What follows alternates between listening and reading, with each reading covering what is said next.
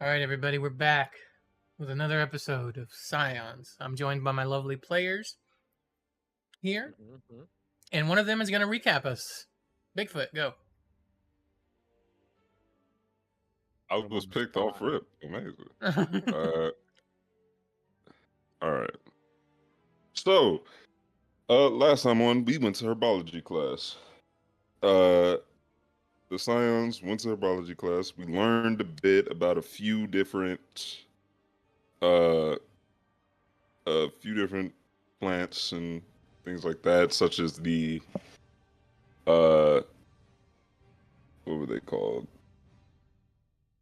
Give me 1 second, because I actually want to have the name, so I apologize.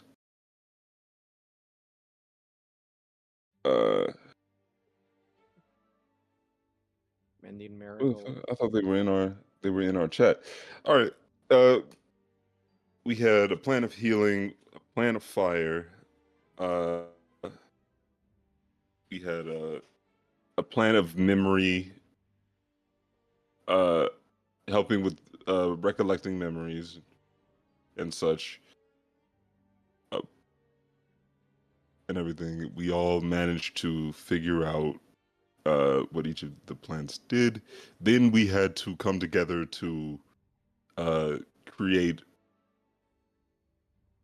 a specific potion together as a group, which was fairly simple, and we were able to do it with an amount of ease, during which we Kagu challenged Breslin to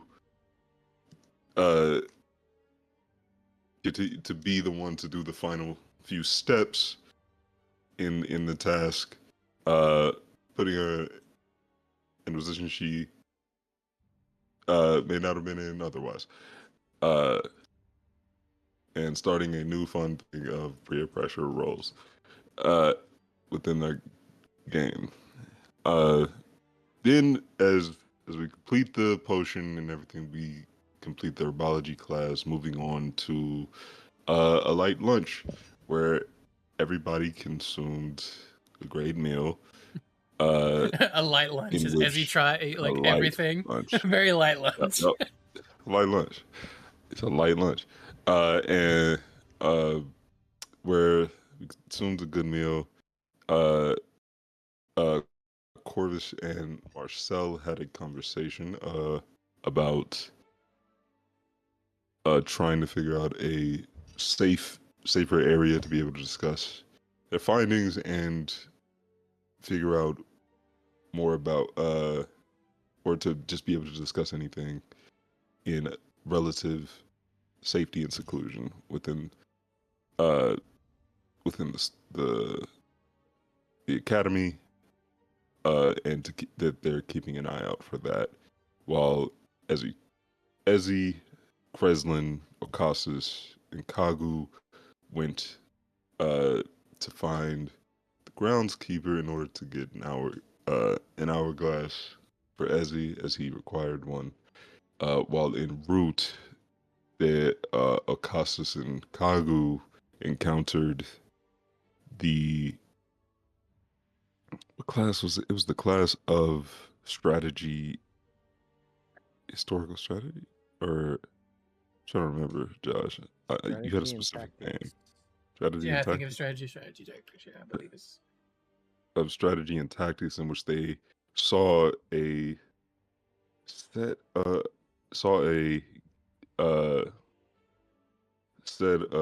chess, like similar to a chess set being played, which mirrored a battle between the Pyraster Kingdom and the Alliance of the Silver Peaks, which Okasov was able to figure out the historical significance of it and maneuver it into the correct positioning, which afterwards it completely disappeared from the room.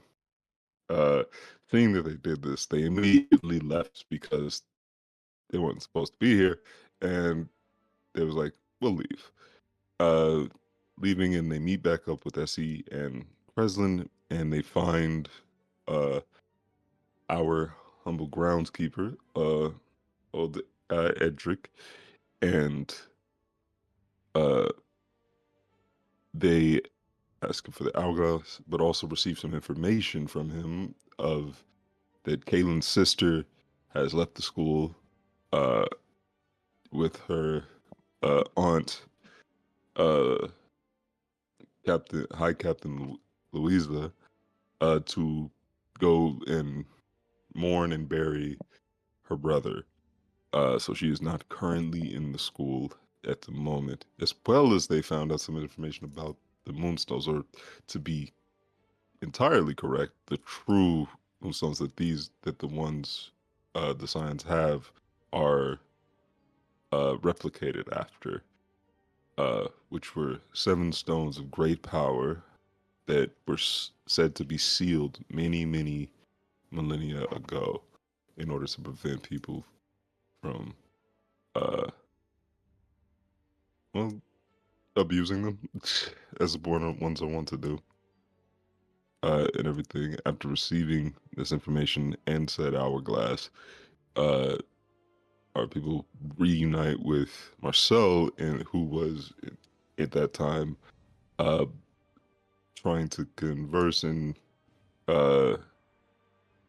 be friendly with the remainder of some others in their house who they haven't really had the chance to speak to, in which he had a conversation with one Jasper Blackwell. Blackwell, correct, Josh? I believe so. Yes, one Jasper Blackwell, who he himself has a little baby dragon with him. Everything, they had a conversation together in which he found out more about him, and he met some of the other students within the house, such as oh, I can't see names on here, so Oh shit. everything that might just be on my shit, so no problem. I can just come here. Lucia Sunhollow and Morgan Darkwater and such, and he was trying to discuss things with them before the remainder of the group returned. And at this point, the bell rung for everybody to move on to the next class for the day, which was Magical Beast Studies, and we end with a giant shadow enveloping all of the young Scions. They might be dead. I don't know. We'll see. I need everybody right now. Roll Constitute. No, I'm kidding. I'm joking. Obviously, that's not true. Wait, I'm not even on. Yeah, go ahead and hop in the old forge if you're not already in here. I thought you were Paula. Oh, I was. No, never mind. I am on. Yeah, I was gonna say I see you here, Kagu. DM, just to backtrack a little bit. Yes, ma'am. When we were at talking to the groundskeeper, Crystalline had gotten some glass vials. How many vials would you say she would have got? How many did you need? Maybe like 3 or 4. You have 3 or 4. Sweet. Excellent. All right. Agu bought some bread. And how many bread did he get? It's in your inventory, isn't it? I'm just playing. Didn't we give you bread though? We did, I think. Hey, Yeah. do you remember? Did I give You that- 100% got bread. Did I give that buttered bread to the groundskeeper? I can't remember. I thought No, I I think you kept it. did. I? Okay. Right, you got buttered bread. I forgot about that. Yeah. In a Tupperware. Yeah, that's right. It's in Tupperware. Magical Tupperware. Okay. Well, we need to find out if you guys are alive right now or not. So we last left off with the party making its way to class to I need to see what I put name the actual class itself is called. It's right here, Magical Creature Studies. The class was on its way to Magical Creature Studies, and as they were kind of getting there, they saw these 2 wings kind of come flapping the shadow of these two wings kind of flapping down toward them as it was getting bigger and bigger and bigger. And you guys turn your heads to the sky and you see a beaked creature with snow white feathers on its head and a golden feathered body. And sitting on top of this large feathered creature is a teacher that you guys have seen previously. It is this fellow right here. I'm going to send in chat in 2 seconds. There it is. You see Huntmaster Sir Gareth Falconbane in his green armor and kind of flashing there in the sky as he comes in on a dive bomb run of you, and you see his teeth as he's flashing a big smile as he kind of comes in and lands in front of you. He doesn't attack you or anything like that. He just kind of is making a dramatic entrance atop. Would any of you have experience with creatures of this description? Just out of curiosity. Probably not. No. Unless it's somewhere in the book. Yeah, unless I've read about it. That's the only You describe it one more time for me? Snow white feathered head, golden feathered body, beak. Kind of looks like an eagle, but gigantic.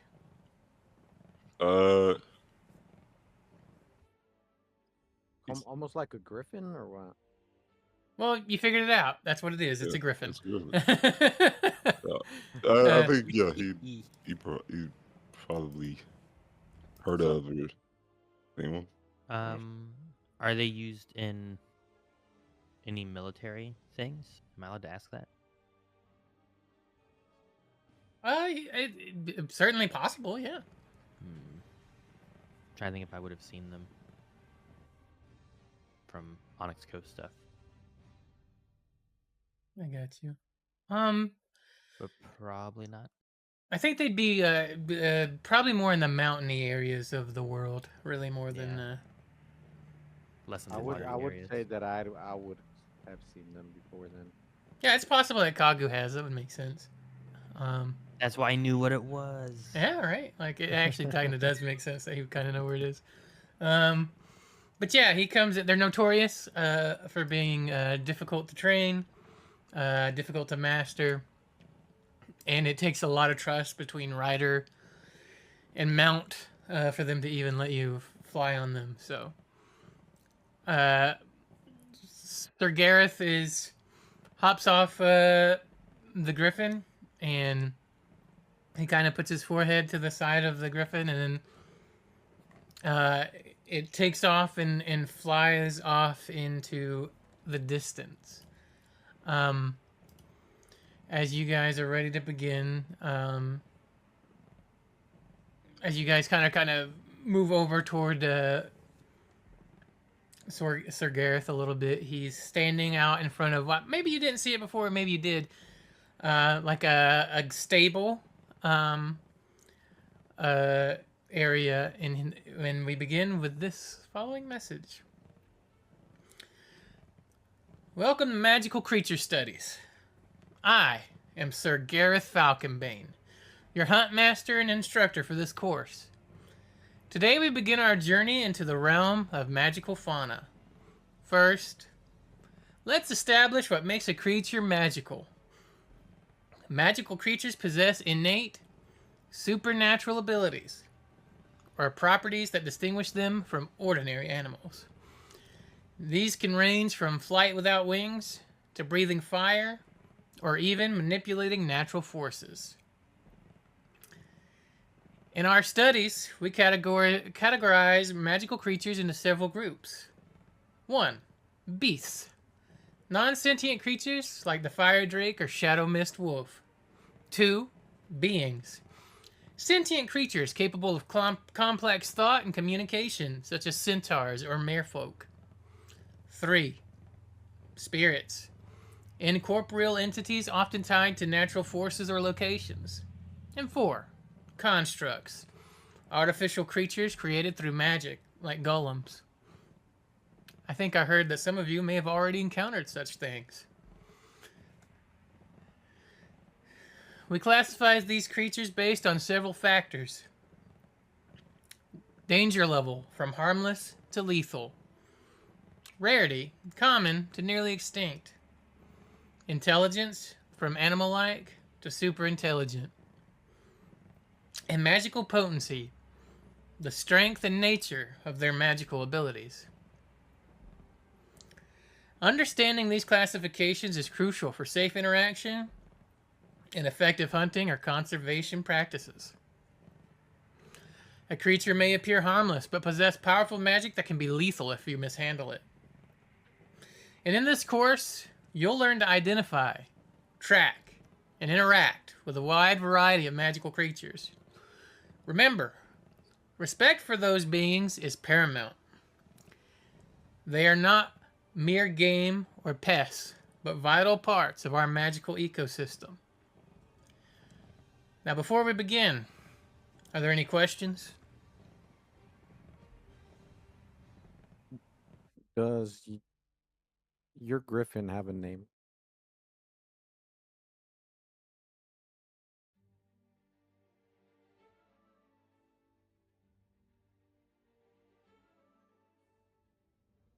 I hate you for asking that, by the way. Random name generator, go. Yeah, this is a... what was your exact question again, Kagu? I need you to say it one I more was time just for me. asking him if he had a name.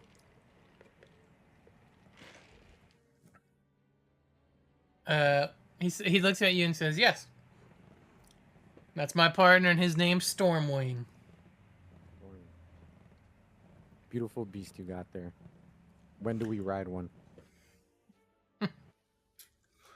Started off good. When do we ride one? He kind of looks at you and smiles and says, by the time I'm done with you, you'll be able to ride just about anything. But it all requires taking the first steps that you're going to learn here today.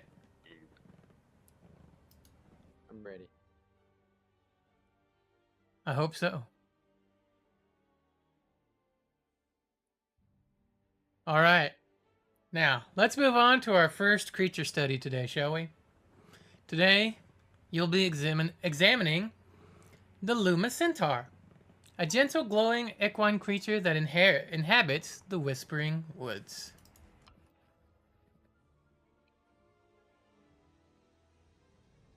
Why I wrote that wrong?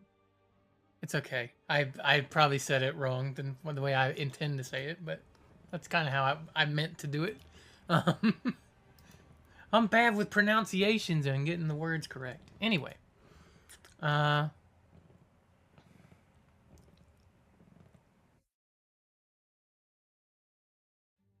So he starts to lead you guys a little bit to the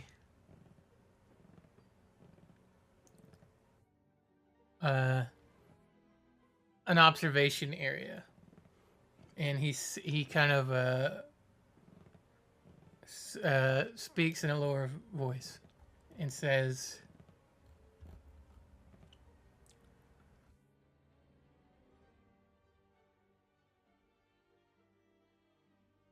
so first of all, sorry, I'm getting mixed up in my notes here. I kind of wrote my prep in the wrong order.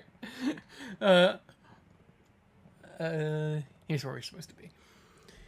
You guys, so he leads you in through a kind of around the stable, and you guys are kind of near what would be the Whispering Woods, and you kind of walk around, and in this pen you see this creature that resembles like a slender, graceful horse with a coat that seems to shimmer a little bit.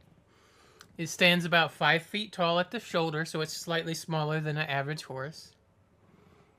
It has kind of like a soft silver kind of color on it with with a mane, and it has a tail that glows a little bit more brightly than the rest of its body. It has large expressive eyes that glow with a gentle blue light. And as it kind of moves around the stable area, it almost seems like its hoofs barely touch the ground. Yeah. So that's what you kind of get at a glance at the Lumina Centaur, for the first kind of look of it.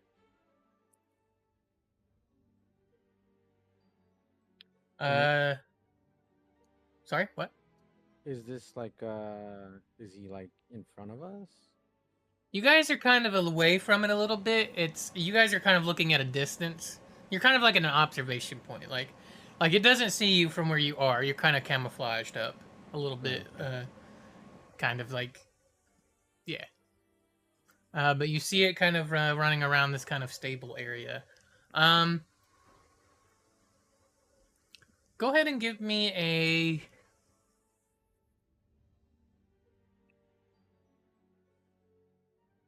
a nature check. Whoever wants to make a nature check, somebody make me a nature check. How about that? Who wants to do it? Done. There you go. No. Oh, nice. Ooh. Got 21 total. 21. 21. Let's see here. Damn, you kind of crushed it. Okay. So, Essie, as you're kind of watching the Luminous Centaur kind of prance around its cage, or sorry, not cage, it's not in a cage. It's kind of like in a big open stable.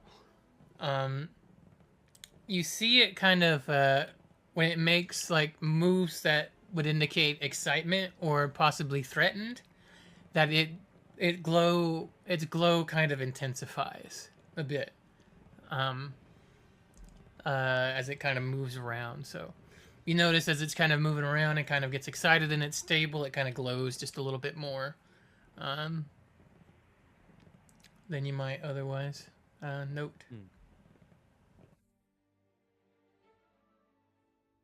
Gareth kind of turns to you guys and kind of whispers. His demeanor has kind of changed to like he was kind of cocky and being a little goofy and silly when he landed, but now he's very serious and he says, "Look, now that we've introduced the Luminous Centaur to you guys, that you can see him over there, I want to discuss something very crucial about this with you. Safety protocols. When dealing with magical creatures, your safety and the creature's well-being are paramount. So here's some rules. First rule. Never ever approach a magical creature without proper knowledge and preparation. Even seemingly gentle creatures like the Luminous Centaur can be unpredictable when startled. Second, always maintain a respectful distance. For the Luminous Centaur, that's at least 10 feet. This gives the creature space and allows you to react if needed. Third, be aware of your surroundings. Magical creatures often have symbiotic relationships with their environments. Disturbing nearby flora or fauna can provoke an unexpected reaction. 4. Learn to read creature behavior. The Luminous Centaur's glow intensifies when it's agitated. Recognizing such signs can prevent dangerous situations. 5. Never attempt to touch or feed a magical creature without express permission and supervision. What's harmless to us might be toxic to them, and vice versa. 6. Always carry protective gear. For this class, that means wearing your enchanted gloves. They'll shield you from most magical energies you might encounter. Which, by the way, guys, you do have enchanted gloves with you at all times. They were part of your regalia when you joined the school. I think you guys even wore them during herbology class, but I don't think they really got mentioned in there, but you do have them. Lastly, if a situation turns dangerous, do not play hero. Retreat and alert the nearest faculty member immediately. And remember, We're here to study and understand these creatures, not to dominate or exploit them. Respect for magical fauna is not just ethical, it's essential to your survival in this field. Now let's practice some of these protocols as we move closer to observe the Luminous Centaur. And Gareth starts to very slowly step out and walk toward the stable where the Luminous Centaur is, and kind of motions for you all to follow. And as you guys continue. No, I was just gonna say, I guess we Pink Panther follow. Yeah, I follow behind.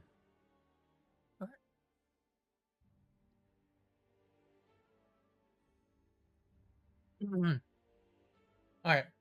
So, as you guys walk forward, and Sir Gareth, still kind of in a low voice, says, "Now that we've covered safety, how about we delve a little deeper into understanding the Luma Centaur? Observe closely, but remember our protocols. First of all, the habitat. Luminous centaurs prefer twilight environments, typically found in enchanted forests like our own Whispering Woods. They're often spotted near magical ley lines, which may contribute to their luminous nature. Diet. Despite their equine appearance, luminous centaurs are primarily herbivores, with a twist. They feed on bioluminescent plants and fungi, which helps maintain their glow. They're particularly fond of moonglow mushrooms.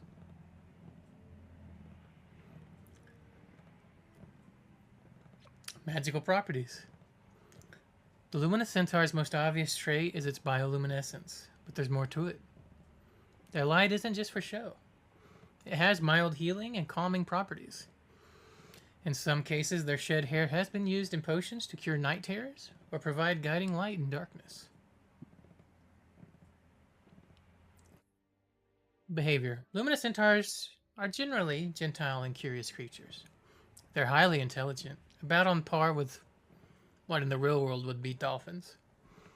They communicate through a combination of soft neighs and pulsating light patterns. When threatened, they don't attack, and instead, they emit a brilliant flash of light that can temporarily blind predators, allowing them to escape.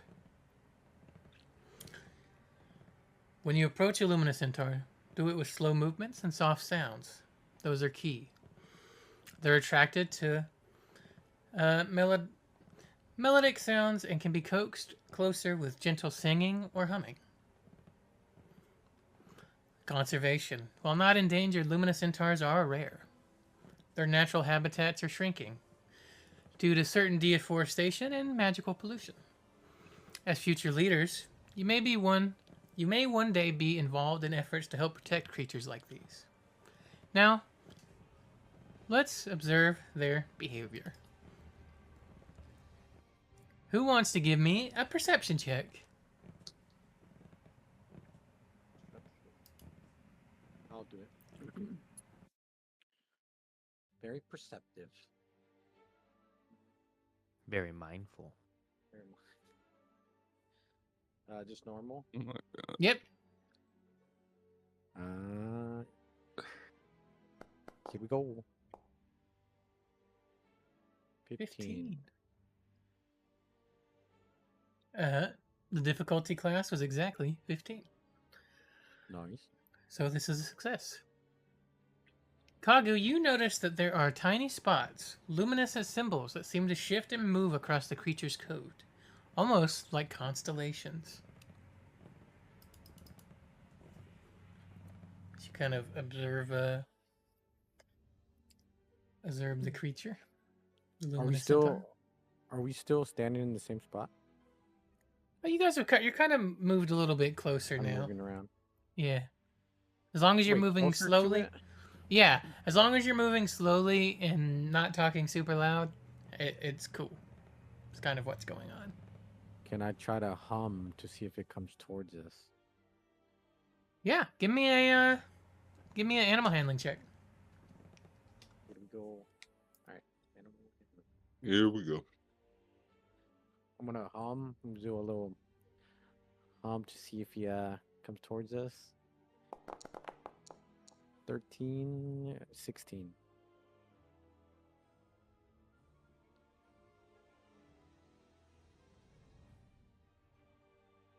So you kind of let out this. How kind of like what type of humming are you doing? Are you like gentle and like?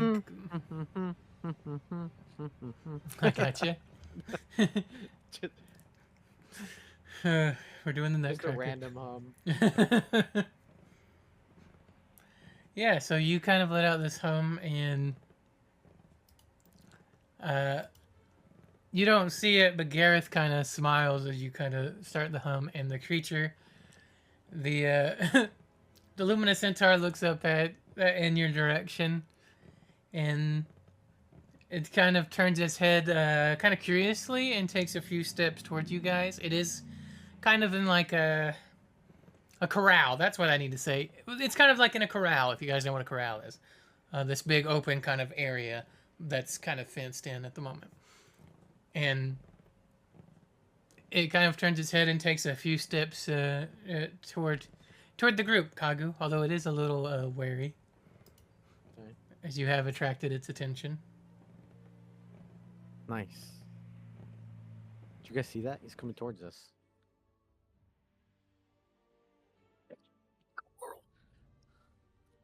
Essie, say something to it. Hi. It kind of stops What am I moving gonna towards you guys. Quiet. Quiet.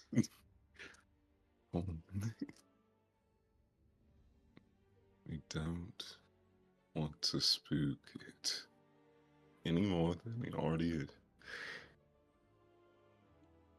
He, she, Josh doesn't. Yeah. Oh, like, what's the deal here? Like, is it he or she or gender? Like, Roll a perception check. why the fuck do I make words come out of my mouth? Like, I swear to God. You got it. Natural 20. I got myself.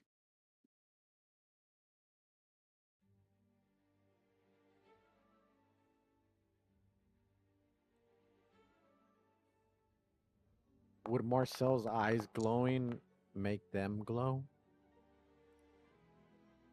What? Your eyes glow, right? When you guide yourself?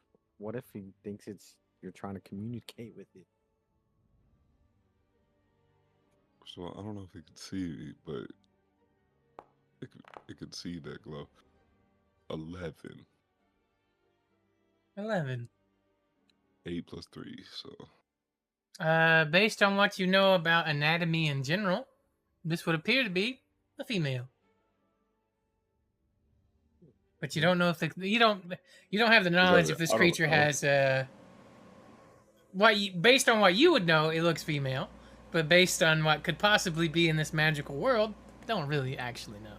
yeah. It's like, That is to say, it's meat and two veg. You know what I'm saying? yes. Okay. So then his words I don't want to spook them. Any more? Kagu's made a slight bit of progress. So Yes. let's try and Give it some food. no. Oh. Continue to build a bit more trust. Get it to move a bit closer to us. Then possibly, if our teacher in the class tells us we should try, do the food thing.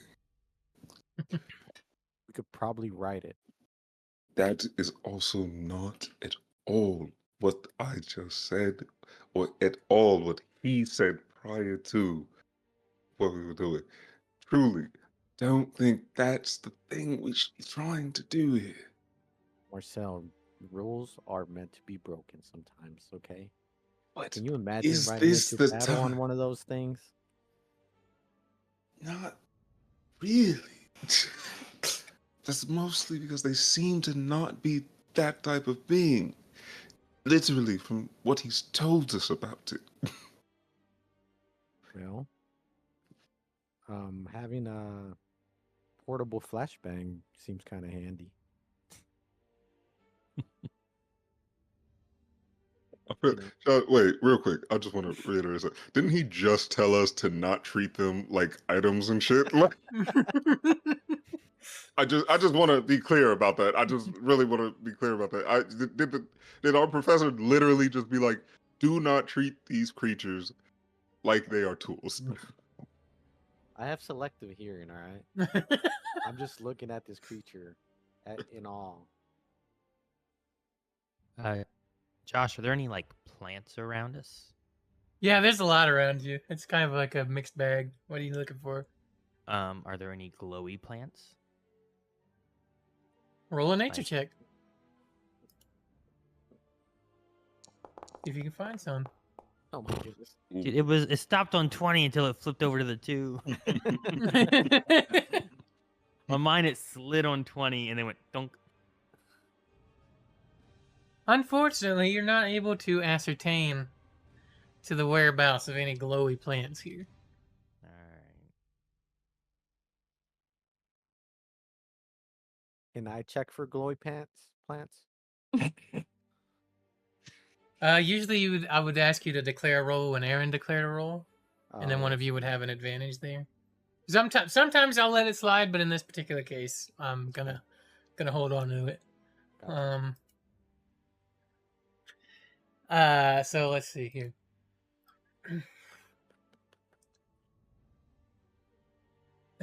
Gareth turns to you all now and says,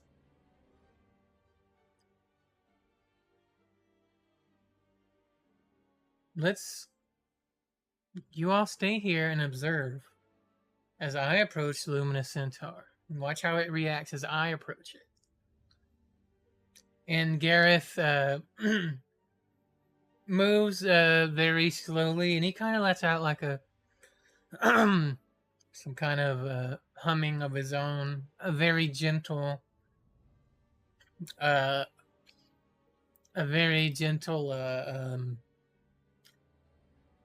simple humming of a song.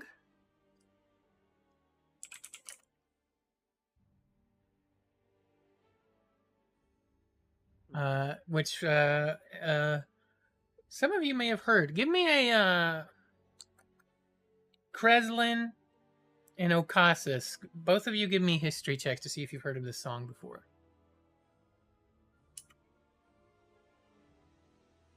Okay. Oh. 7 with a natural 1. 14.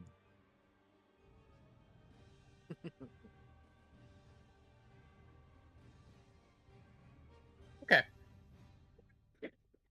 Kreslin, you don't seem to recall, but Okasis, you recognize the song that he is humming as Whispers of the Willow, which is like an ancient lullaby that's been kind of passed down through generations in the realm.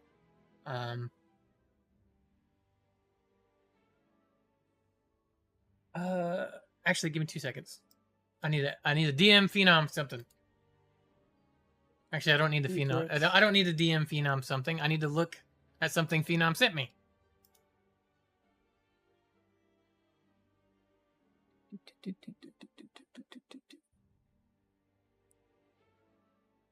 Okay. Never mind. I was about to ask what No, you're good. connect that. You're good. Legend has it that the song was composed by a grieving elven mother named Elowyn Silverleaf, who had lost her child to a terrible plague. And in her sorrow, she would sit beneath a giant willow tree near her home, seeking comfort in its gently swaying branches. So you recognize the song as Whispers of the Willow. So a little bit of lore for you, Okasis. Uh-huh. And Gareth continues with gentle movements and the light humming until eventually he is right next to the corral, and the Luminar Centaur approaches him with the caution of an old friend, and Gareth reaches into his pocket on his belt like a bag and pulls out one of the glowy mushrooms and feeds it to the luminous centaur. I knew it. And he looks back in y'all's direction as he kind of keeps the creature there and kind of soothing it. And he looks at you and says, looks back to you and says, in like a lower voice, but enough that you guys can hear him. He says, now it's your turn to put into practice what you've learned. We'll conduct a hands-on observation session. Remember your safety protocols and be mindful of the Luminous Centaur's comfort. You'll work in small groups, and each group will have a chance to approach the enclosure and make observations. Use these observation journals to record what you see. Pay attention to the Luminous Centaur's behavior, its light patterns, and any interactions with its environment. And some of you will use those specialized tools over there, and he indicates over a nearby table that had it also has the observation journals in it.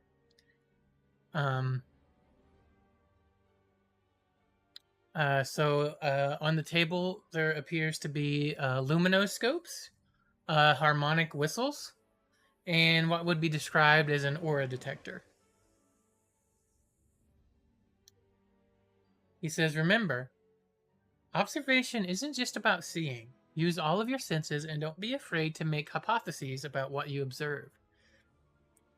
If the Luminous Centaur appears distressed at any point, slowly back away and signal to me immediately. Lastly, I want you to think about how a creature like this might be significant in various contexts. Ecosystem balance, magical research, and even potential military applications. As future leaders, understanding magical creatures goes beyond mere academic interest. Now, let's begin. He steps away and moves back towards where the group is. First group, approach slowly and begin your observations. What was the first thing before the magical research and military uses? The first thing before the magical research, ecosystem balance. Thank you. This will be on your midterm, so you know. Be ready. But yeah, he kind of indicates to the first group, which would be you guys, to go ahead and use everything that he has taught you so far to... Dang it. Kreslin always putting us in the front of the class. I did nothing.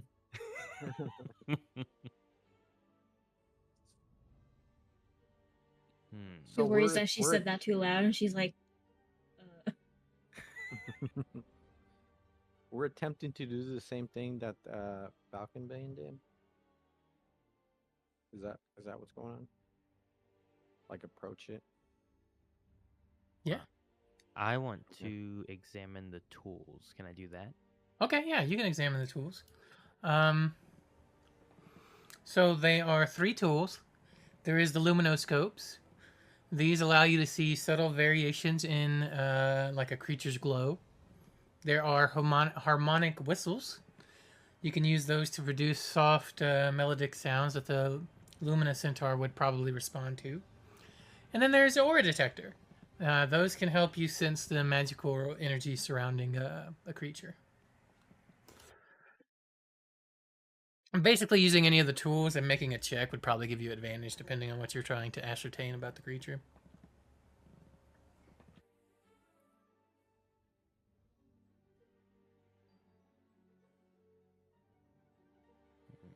Can I look into the luminoscopes?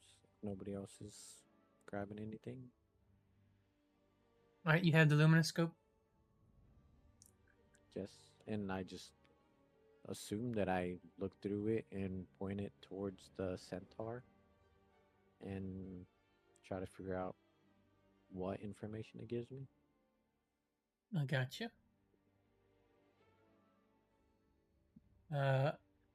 So,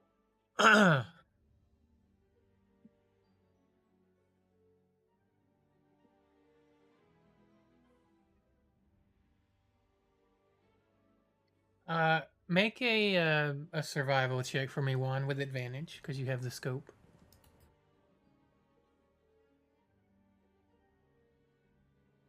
Advantage? Yep. Damn. That's a natural 20, huh? For a 25. 25. All right. Hacker. Hacker. So as you look through the scope, you see some of the stuff that's already kind of been noticed about the creature, which is, those luminescent symbols and the constellations. But you also kind of, as you move the scope around down near the hoofs, you notice a very subtle difference in hoof prints left by the Luminescentaur compared to normal horses that would allow for much easier tracking of this creature.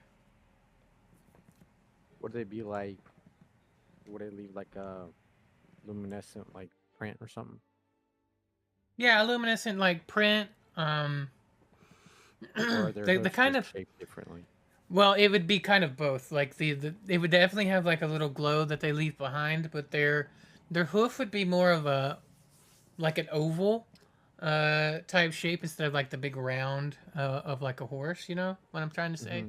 Yeah, And it kind of leaves like a unique pattern on the ground as it kind of walks. okay. It's subtle, hard to see. You probably wouldn't see it if you weren't looking for it, but you definitely see it at a distance.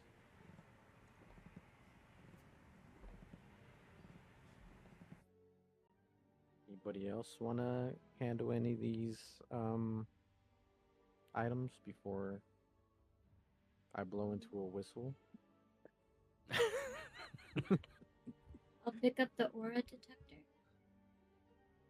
Okay. And yeah, I guess I scan or I look through it. See what reading I get on. Yeah, so you will have to get closer to use the aura detector. I get closer. Are you gonna follow the techniques that Gareth did earlier? Yes. Gotcha. So you kind of move very slowly, very gently up toward the creature. Is Kreslin just moving? Are you just moving or humming or what's?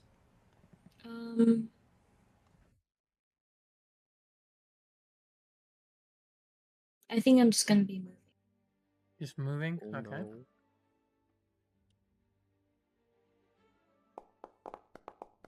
Sorry, making a roll. Okay. So you're able to move sorry, I had to cough. Move very slowly up to the side of the corral. The creature is kind of the luminous centaur is kind of standing in the middle of the corral, but you are now kind of like next to kind of like the fencing.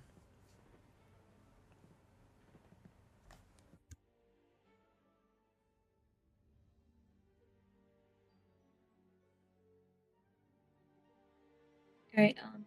I use the aura detector. And Okay. Give me an Arcana check with advantage.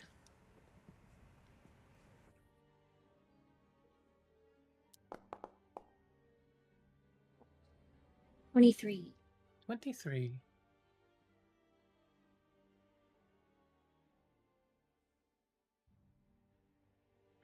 Using the aura detector, Kreslin, you are able to notice that you're able to recognize that the luminescent glow that the creature gives off is not just bioluminescence, but a form of passive light magic that is influenced by the creature's emotions.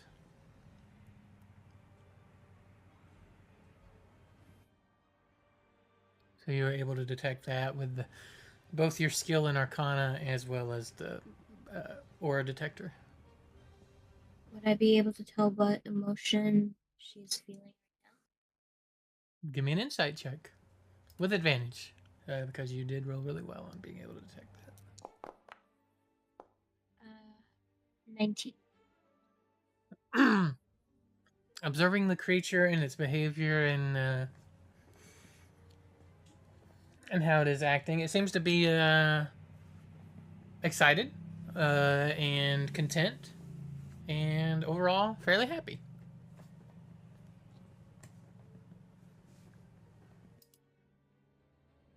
Okay. Slowly going back to the group, I put the core detector back on the table. Okay.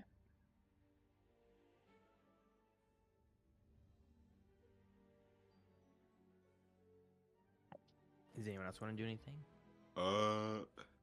What was the other tools, Josh? The harmonic whistle. All right. And is there only Fantastic. 3 of these things, or are there several of them, or? There's several. You could each pick them up and try them out if you wanted to. Marcel will. He'll grab the whistle. And he will use, like, following the techniques that Professor Garrett was telling us Mm-hmm. and everything. He will try to mimic the tune that he was playing early, or that he was like humming earlier, to like ease, to put the Centaur at ease. Okay. And everything with the harmonica.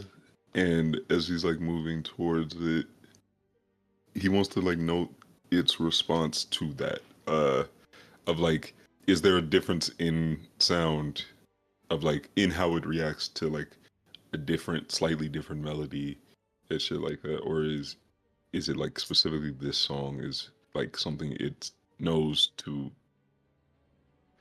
it associates with like relaxation and comfort? Okay. And I see what you're saying. All right. Give me a performance check for the whistle and trying to imitate the song.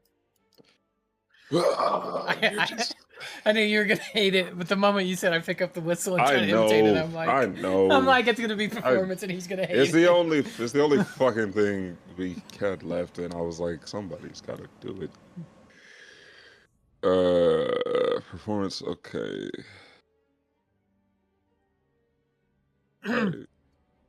Success or failure but they'll both teach you something. Yeah, they'll both teach me something, so I'm not mad at either. I'll guide myself. I'll guide myself. Is it advantage for this, or just straight? With the whistle, yeah, I'll give you advantage. Okay.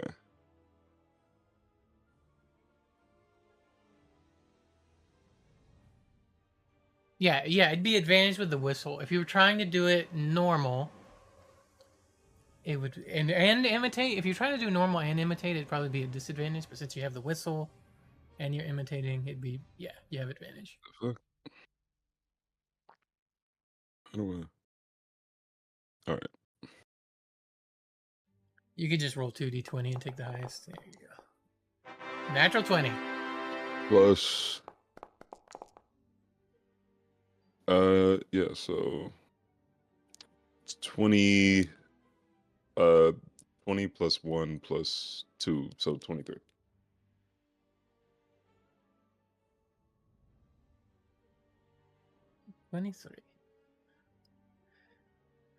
So you are able to imitate the whistle very easily, and you were trying to ascertain if this tune is something that the creature associates with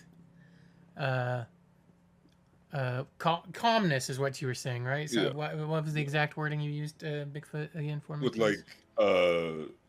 like relaxation and relaxation, safety, calmness, like safety. All right, yeah.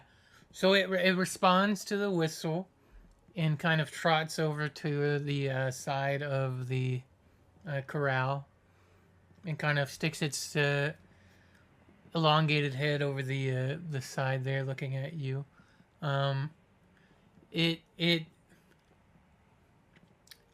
it's not so much the tune, you guess, but like your feeling behind it, that you kind of get with your role. Like it's the soft, simple, gentle tones that kind of hit. Like if you played fucking metal right now, they would freak the fuck out, right? But you're not playing heavy metal. You're playing this gentle, simple, beautiful tone that it kind of associates with its own calmness. Yeah, Got it. it's not so much the song as your feeling. Yes. It is. He resonates with like whatever feelings being put behind the noise. Probably in a sense to differentiate between. Okay, I got it. Mhm. All right. Then he'll roll back with everybody else after. Playing the tune real fast and everything. Yeah, I guess we can kind of like just. Is there anything else we wanted to like experiment with, or we're observing? I think we've used everything, right? Scope, whistle. But yeah, we've used all of the tools, but Now we just have to pet it, right?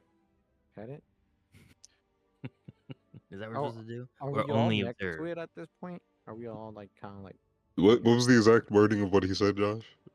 Was like for like what we're supposed to do? Was this just observation? Is that all we needed to do? Is just observe and try and list down what we found, or was it a full on like go as far as you can type deal?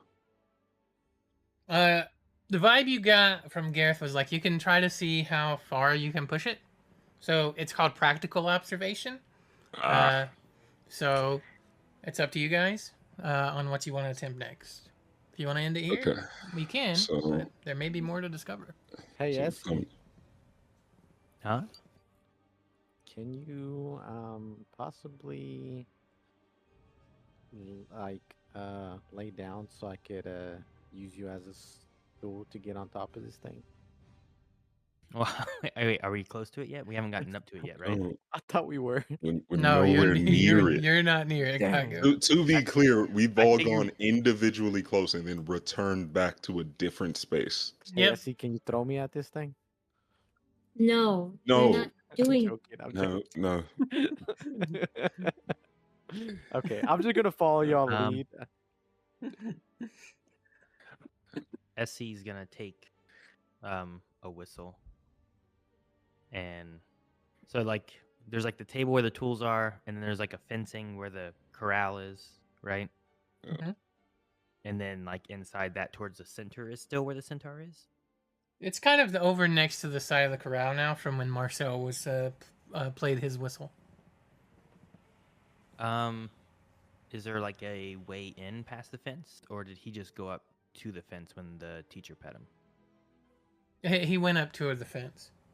Okay, so he wasn't inside the corral. No. Gotcha. Hmm.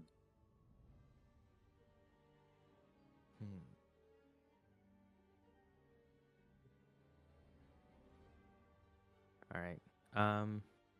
I want to take a whistle and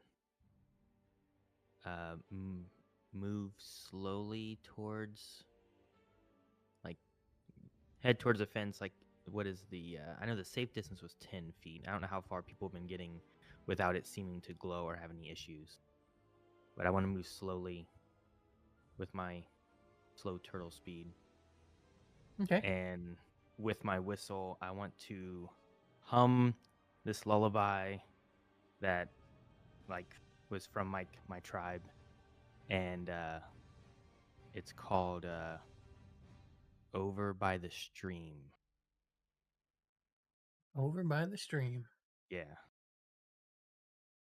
And I'll whistle it as I move slowly towards closer towards the fence, I guess, and trying to extend one hand towards the centaur.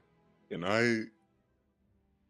Marcel like follow behind Ezzy and kind of like as he's doing like the hum, like kind of start like try to like help him and like harmonize with it? Okay, Like, yeah. Give me a performance check with advantage. also I'm a guide him. And because Marcel is helping you, I'm gonna lower the difficulty class of the roll, so you don't have to roll as high. And you are also guided, so we'll add a D4 to that. Rolled a 17. God damn it, it's just a 1, but 19 then. 19. A 19 total. Yeah, you guys harmonize, and you're able to move up there very slowly as the luminous centaur kind of sticks his nose out over the corral, and you look at him kind of breathing heavy. Nothing unusual, just it's panting a little bit. Give me from your range, SC. How close are you to this thing? I'll let you decide. Is it sticking its head out through the fencing?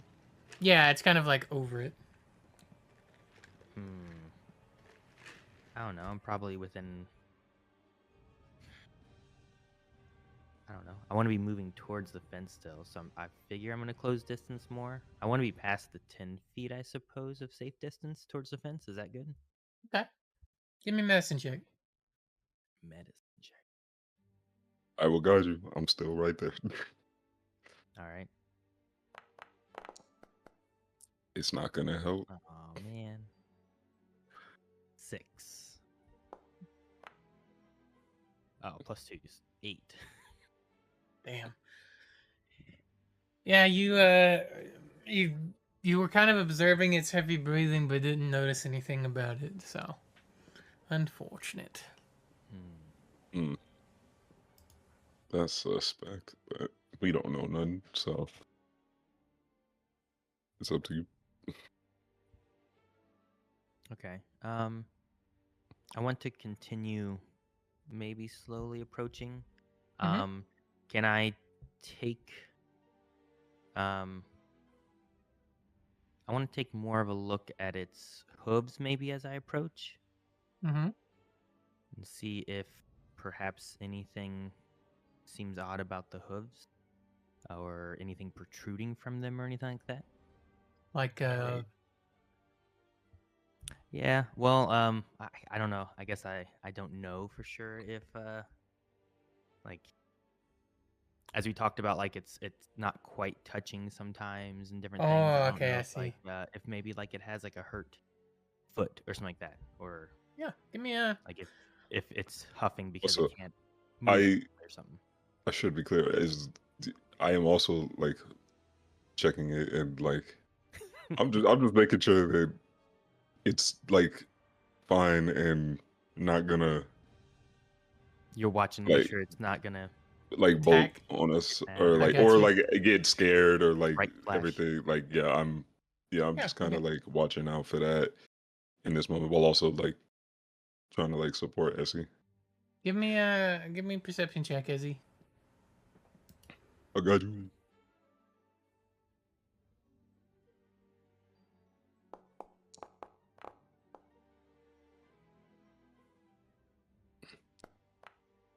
All right, so 13 to 17 plus 3, so 20. It doesn't appear to have anything wrong with its feet or hoofs. Okay. Let's say 5 feet. Do I notice any kind of glow or intensity within the creature at all or anything? You just notice its excitement. That's kind of it. It's just kind of excited. You're close enough now that you can feel its body language, and it's not hurt, it's not injured, it's just excited. Gotcha. Okay. I don't think you I need to guess roll for that. I'll attempt to close the last 5 feet and see if I can pet it along the neck. All right, let's do it. Or Animal, is it the neck? What's the front of this thing look like again? Like it looks kind of like a horse. It's got like a elongated like horse face. You know what I mean? Like it's got like a nose, and it's like a small. It's like 5 feet, so it's pretty small. It's not very big. Yeah, give me animal handling. Animal handling. I help him with. I'll give you advantage. Yeah, you're gonna have advantage on this just because of everything you observed at this point. Which who's all this?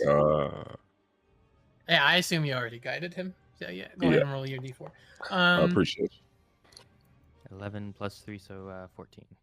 14. Before we resolve that roll completely, who's writing in the observation journal all this stuff that's happening?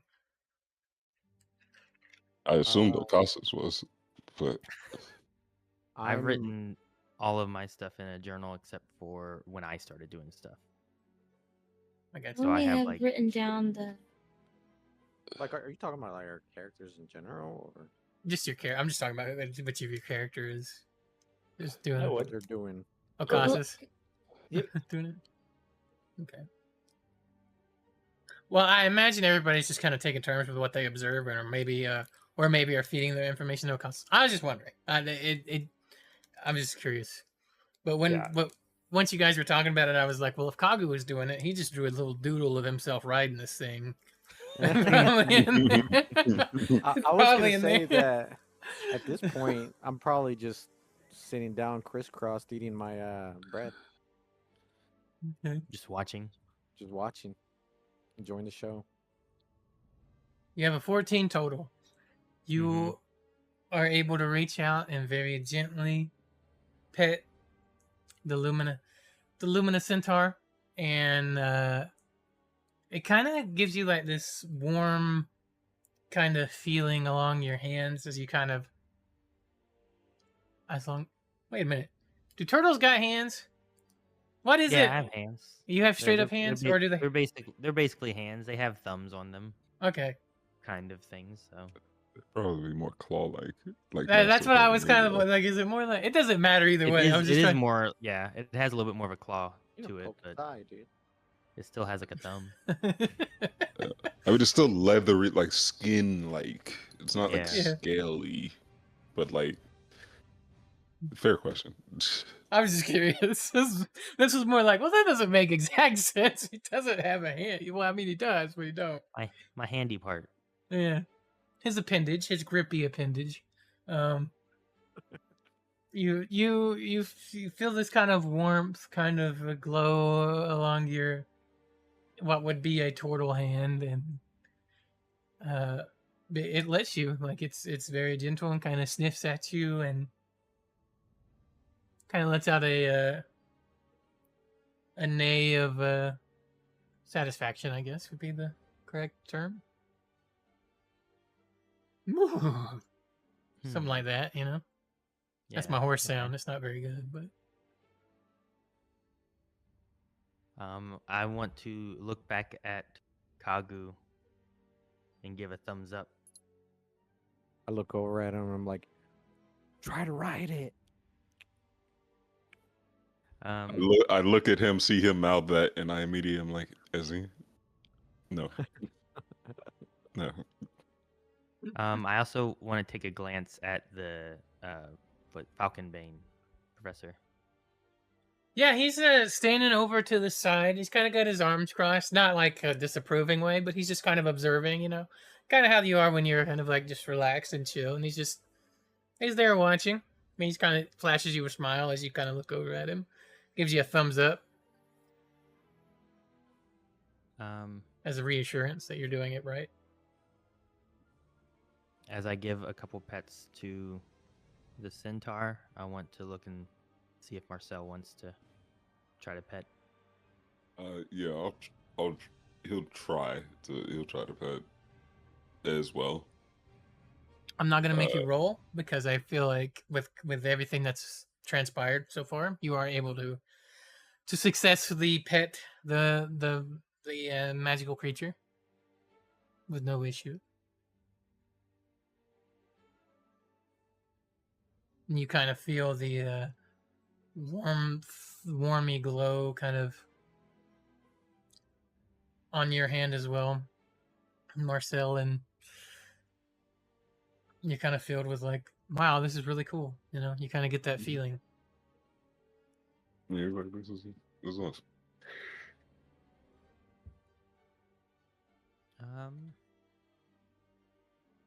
All right, and then I look over at Marcel and I go, "What now?"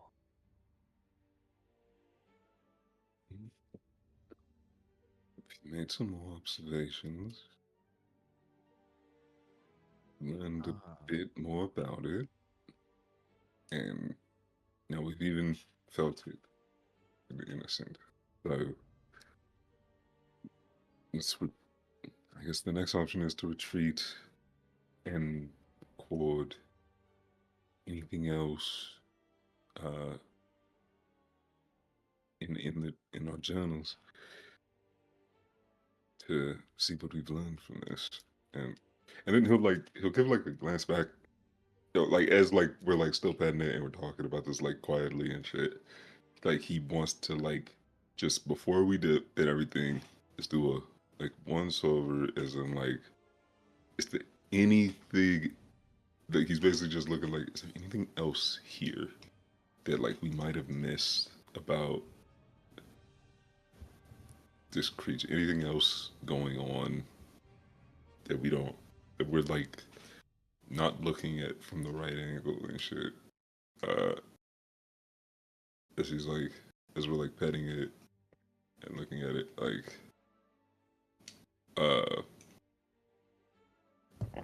yeah, like that's what like, right before we leave, he's just like trying to, I don't know, ascertain, is this a,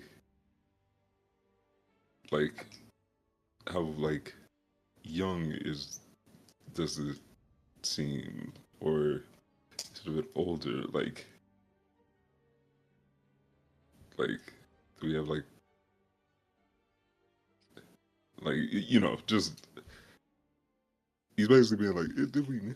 He's like, we don't know about this creature, but it's like just small things of just like, is this a kid? Is this an adult?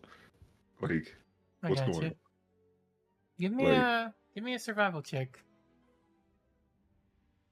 Ooh. This will be straight. No, nature check. Sorry, not survival. This will be nature check. Okay. Straight nature check. All right. I'll guide myself, bitch. Oh, why are you doing this to me? Thank you. Straight nature.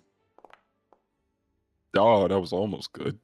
That was almost good at some point, I guess. With everything, that's a, yeah, guiding myself. It's just 7. 7. Yeah, with a 7, you can't, like, you think about it for a minute and you think, well, I mean, according with a normal horse, it'd probably be because Marcel would know about horses, like regular horses, but this is like not a regular It's horse, different, right? So this is a though. totally It's like, different deal. But like you compare it to that because it's kind of like the only comparison you would have, other than what you've learned today, and ultimately Marcel decides that you just don't have enough information to be able to determine age of this particular creature.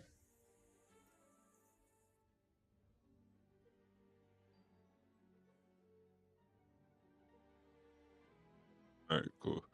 I guess unless I see. No, Essie starts to pull away from the creature and head back towards the table. Okay. All right. You successfully retreat and are able to rejoin the group, and you, I assume, are writing your findings down in the observation journals. Yes, I want to do that. Also, when I walk up, I want to like offer the whistle and say, anyone else? Right. So the next couple of groups go. Corvus goes. Corvus is going to do a roll, actually. Let me see. And then I have his stats, so I'll just roll a d20. Nice. As Corvus is making his way up to the luminescent centaur. You know what's funny is so Corvus rolled a natural 1 for anybody that doesn't get to see the roll. As Corvus is making his way up with his group, he steps on a stick that he did not see, and it lets out a loud snap. And you guys just hear, oh, fuck, as the luminous centaur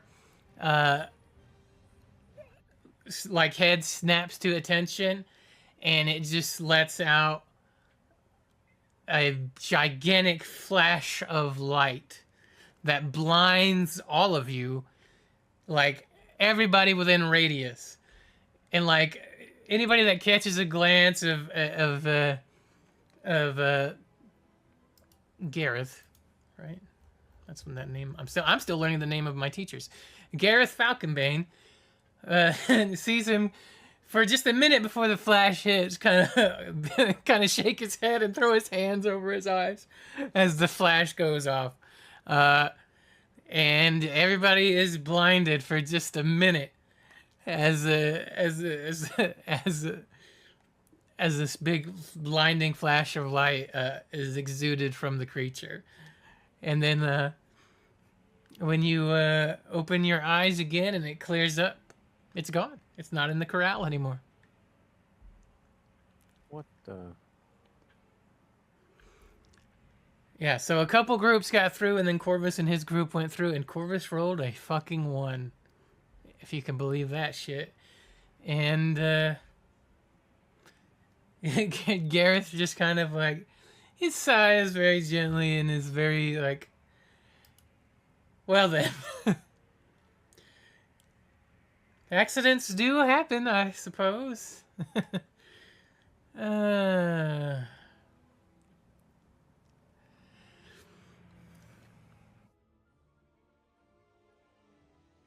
As the kind of Are the there, group... like- Sorry, yep, continue. Are there like classes that don't get to go now because of that, or was he like the last one, or was there groups of them that were still like waiting?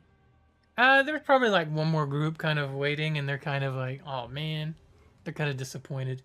But Gareth looks over and says, that's the risk you take when you mess with the magical creatures. He turns to the group, and you guys see Corvus kind of like hang his head in disappointment, like, oh man, like he's kind of thinking, like you can read his body language. Nobody needs an insight. He's just like, I screwed that up for myself and everybody else around me. As he kind of just slinks back to the group, and everybody kind of gathers back up together. Gareth kind of gets everybody back together, and you all kind of take a little bit of time and kind of sit there and kind of look at the wild, and he says, I know it didn't end the way you wanted it to, but it was excellent work otherwise. And I hope this hands-on experience has given you a deeper appreciation for the luminous centaur in the study of magical creatures in general. But before we conclude, let's just review what we've learned today. Number 1, the importance of safety protocols when dealing with magical creatures. Now, who wants to go over that with me? He says. Do you recall what I told you earlier? Never approach a magical creature without preparation and knowledge. Correct. Maintain a safe distance. Indeed. Anybody else? There were more. And do not step on twigs. Corvus, just his shoulders slump a little bit more. Everybody kind of goes around and you review all the rules over time, he says. Next, we will review unique characteristics and magical properties of the Luminous Centaur. Tell me, what all did you discover as you observed the creature and interacted with it? What do you have in your journals? Footprints are different or oval shape, um, compared to the more round, I believe. Um, Leaves luminescent prints. Um, and that's all I have. On my journal, there's like a smudge of food right here that covers the rest. So And butter. that's all I got. Well, that was an excellent observation, at least on that one. Anybody else? With the aura detector, I was able to see that it emits like a light through their emotions. I was also able to detect that she was feeling excited and happy. Excellent observation, Kreslin. That is also correct. What else do you have? What other observations did you all make?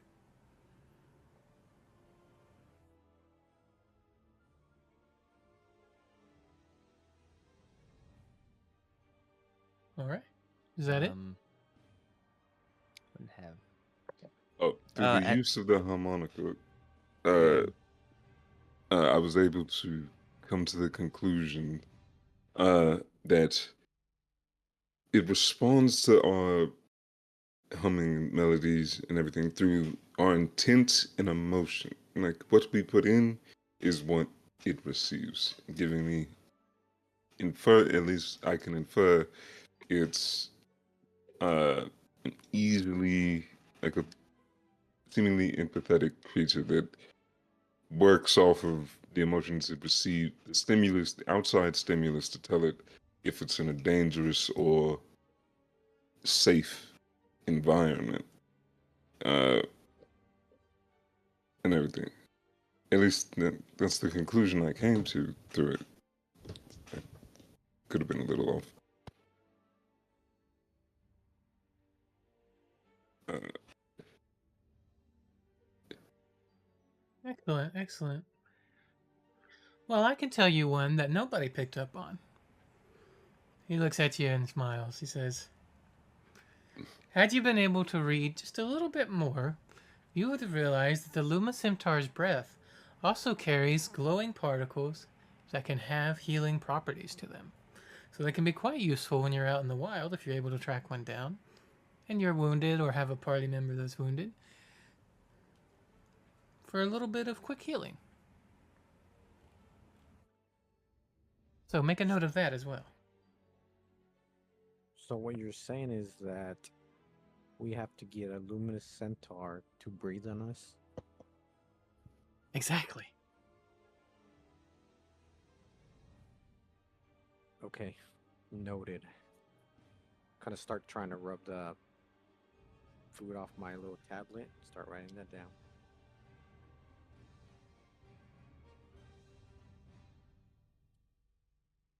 Today you used proper observation techniques and use of special magical tools. There are other magical tools that you will learn through this study of this class as well. And remember, what we've covered today is just the tip of the iceberg. The world of magical creatures is vast and complex. Each creature you encounter will present new challenges and opportunities for learning. Now for your assignment, I want you to compile your observations into a detailed report. And include sketches if you can. And don't forget to add your own thoughts on the potential significance of luminous centaurs in our world. Next to class, we'll be discussing a more challenging creature. And be sure to review Chapter 2 in Fantastic Beasts and where to respectfully observe them before then.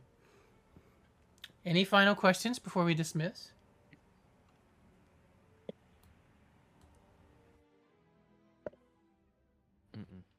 no, Is sir. there... Are we near like plants and stuff? Didn't you say there was like... Yeah, luminous- you're kind of near the Whispering Woods, actually. Can I just like ask Falconbane if there is any plants around here that we could possibly use for our adventures? And if we could pick them.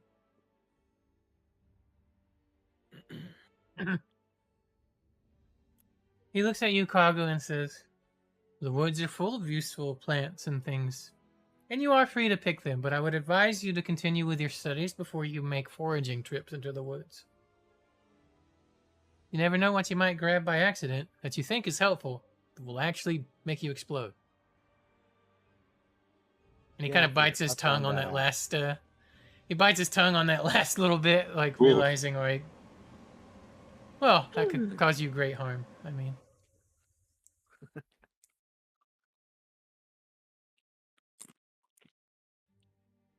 he says, "Okay.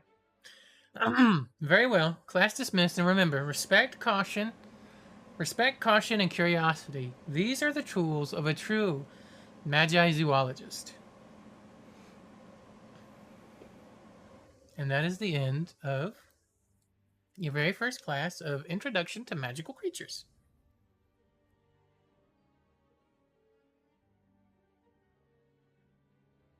Your next class is Physical Training and Self-Defense. You guys are led away by one of the magical orbs leading you back into the school, going toward the direction of the Crucible. You guys have a few minutes here, now, and there if you want to, if there's anything you want to do, or you can just continue on to your next class. It's up to you guys. Yeah, as we're like in the interim,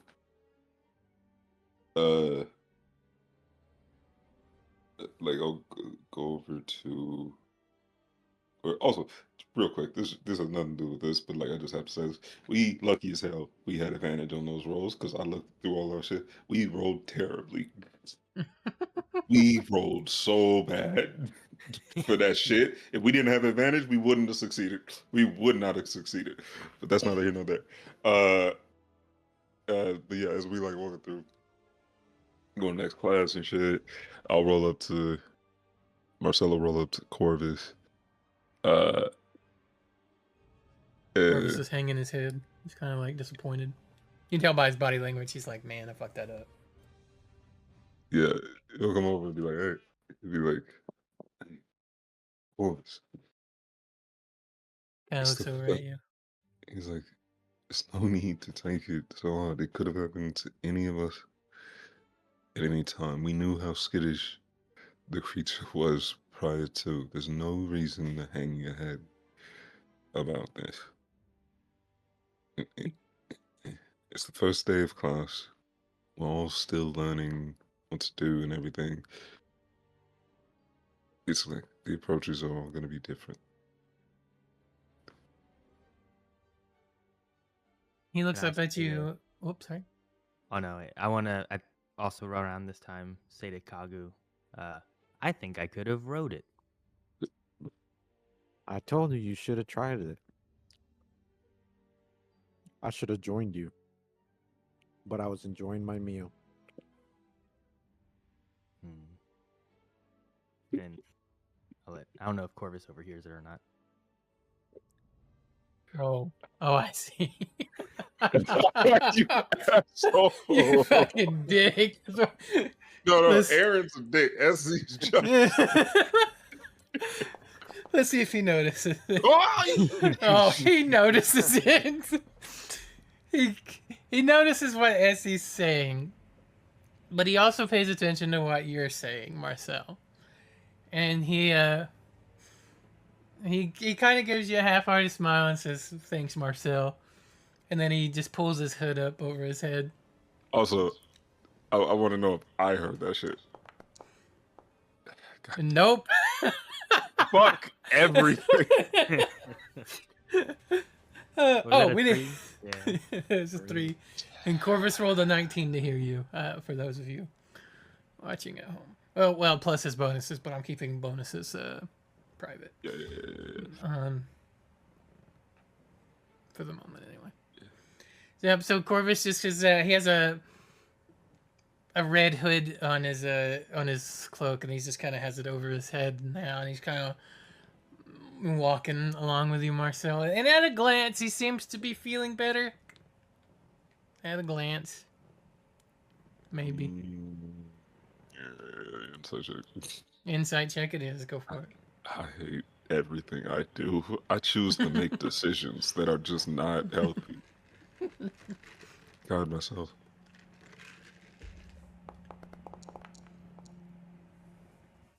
Uh, 13 plus guidance. So 16 total. Plus 1, plus 2. So yeah, Okay. 16 total. You can tell he's still down, but he is also, his walls are up now, and he has his hood on. So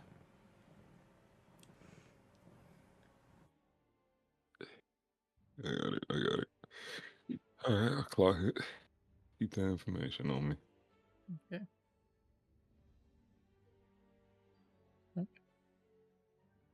Anything else while you're walking to the Crucible?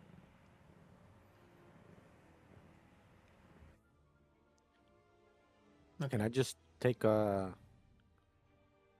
since I heard like defense? Did they announce where we're going, right? Yep, you know where you're going. Yeah, we have a schedule. Can I just take a swing at Essie with my staff? Sure. All right. Just like a Roll attack. quick, like, okay. Wait, with my staff, right? Yeah. Oh shit. How do I do that? I gotta go to my inventory. Yeah, go to your inventory, and I think you just click. Do you click quarterstaff? Yeah. And then you hit attack. Attack. With advantage. Let's play. 12. Does a 12 hit you, Essie? For just AC? No. Yeah. All right, Essie. How do you? So he takes a swing at you. Do you dodge it? Do you let it clang off your shit? Like, what do you? How do you? How does it miss? So just so you know how I'm swinging, I kind of like twirl my body around, kind of like a whirlwind attack, Mm-hmm. but I go like high to see if you like either like duck or like whatever. I whatever. pull my head down into my shield or into my shell, Yeah. and it just goes right over. I think it's Do what you happened the first time you swung it at me. Do you I can have do that any again. reaction? Does Essie have any reaction at all, or does he just like keep going even though God keeps taking the swing at? I'm I curious. Yeah, SC ducks real quick, and it goes right over where my head would have been. And then I just keep walking. And then I look over at Kreslin and say,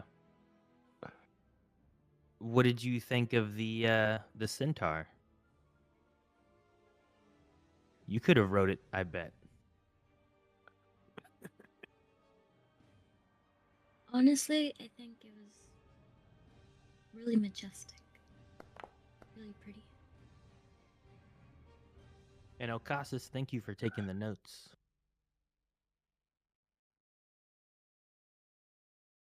You're welcome. I'm totally not eating pizza right now.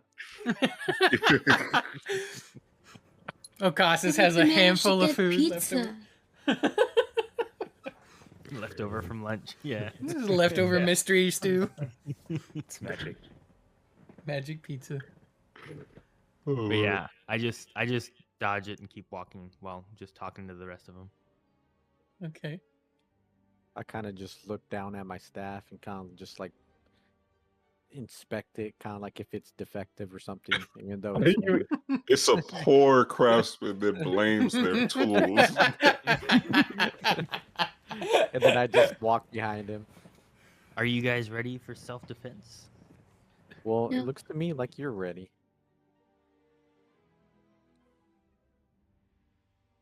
All right. This is like I'm making my way back over with like. Well, actually, I don't know. Like we're all heading in the same direction, so I don't know if I'm that far really. No, you really weren't. You At everything. Uh, Corvus kind of sticks close to you guys anyway, because yeah. Yeah. So I guess we were just hanging back and shit. At everything. So I guess I'll come up a little more as like as he's saying that, and I can hear this.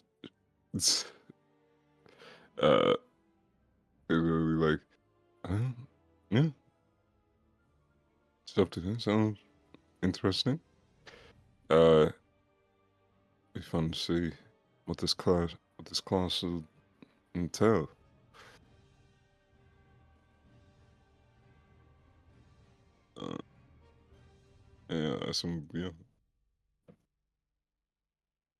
We just make it to the class, I guess. I don't know. All right. You all make it to the Crucible. You find yourself standing outside the Crucible. You've already been in here once. Not that long ago, or yesterday, just the day before, right? And you fought the target dummies in the Crucible. So you find yourself standing amongst the destruction of what is the Crucible. Standing there, you see Sir Barhold Steelthorn. As you all each kind of line up, he says the following. And I hope it plays, because I forgot to upload it and test it, so. Listen up, you lot. I'm Barhold Steelthor, and from this moment on, I own your hides. You're here because you think you've got what it takes to be warriors. Well, I'm here to tell you that you don't. Not yet. But by the time I'm done with you, those who survive my training will be forged into something resembling competence. This isn't about glory or heroics. It's about staying alive and keeping your comrades alive when the world goes to hell around you. I've seen more battles than you've had hot meals, and I've buried more friends than I care to count. My job is to make sure you're not just another name on a memorial stone. So steel yourselves, because from here on out, every day will be a battle. Against your own limitations, against each other, and against me. Welcome to the Crucible, maggots. Your real education starts now. And as he kind of finishes his little speech that he gives you, which I hope you all heard in Forge,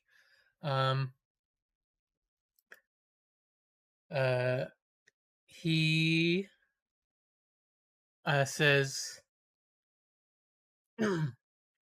listen up, recruits. We're starting with the foundations of all combat. Your stance. A proper stance is the difference between standing your ground and kissing the dirt. We'll begin with the basic fighting stance. 1. Feet. Start with your feet shoulder width apart. If you're right-handed, your left foot should be slightly forward. Lefties do the opposite. This gives you balance and mobility. 2. Weight distribution.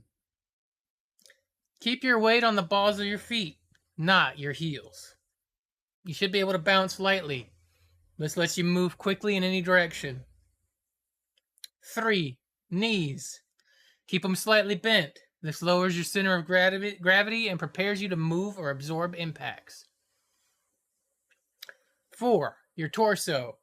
Keep your upper body relaxed but engaged. Lean forward slightly but keep your back straight. This protects your center and prepares you to strike or defend.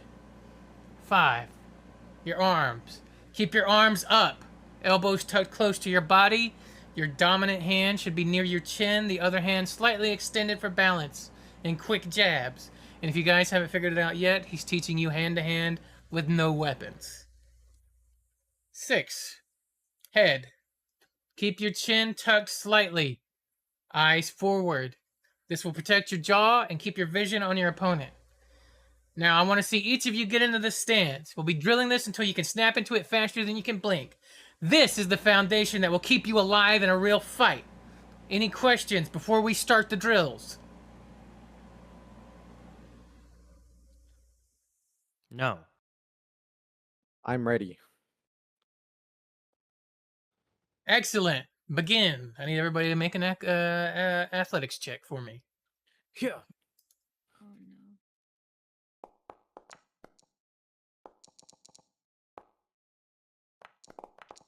Can I? Oh my goodness. That's Who rolled that? Nice. I rolled a 7. Can I make a little argument here? Okay, go for it. Can I roll with advantage since I'm literally your monk? I'll give you advantage, yeah. I think that's fair. You don't even have to make an argument. It just makes sense. Oh, Let's go. What? 2 natural 20s? What? Good.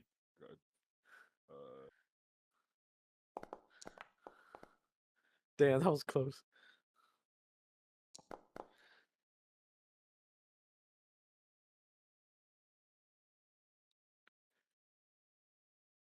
Everybody read off your totals for me, starting with Kreslin. 7. Okasis, 12. enjoy that pizza, buddy.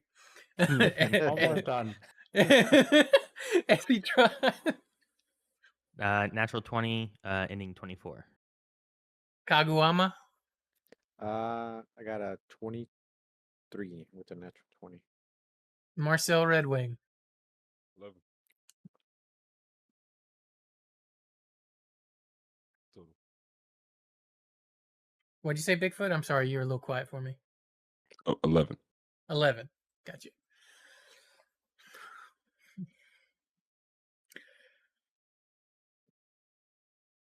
Ha! Everybody kind of falls in their Yeah. positions. He looks at you, Kreslin, and says, Kreslin, arms up. That's not arms up. Elbow tucked close to your body.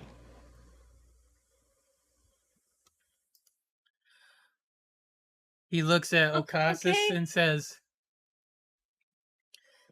Okasis, feet shoulder width apart. That's not shoulder width apart. Do it correctly.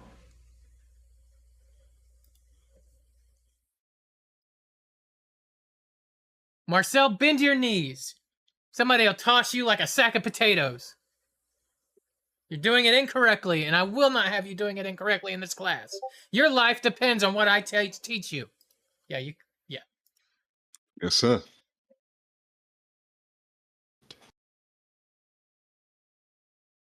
Uh, 1 second.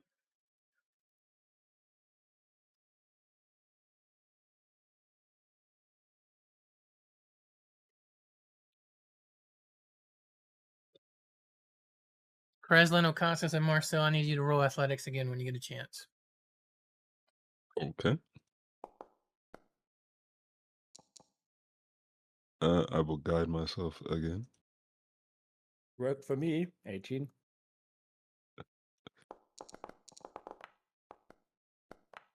How do He got I? a 7 again.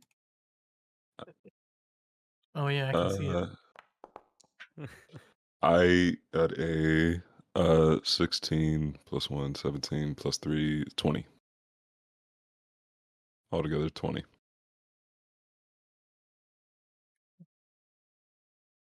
Good recovery, Okasis. Good recovery, Miss Marcel. He walks over to you, Kreslin, and says,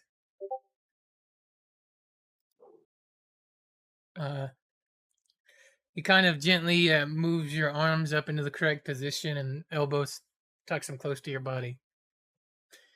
And he says, this is the correct way, kid. Like this.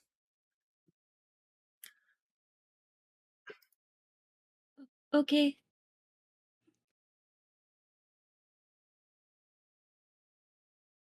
Give me 1 second here.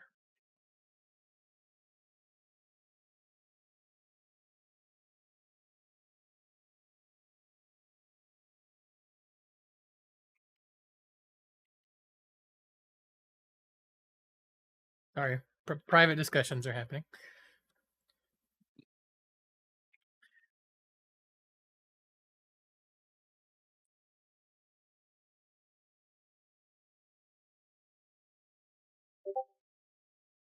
Okay.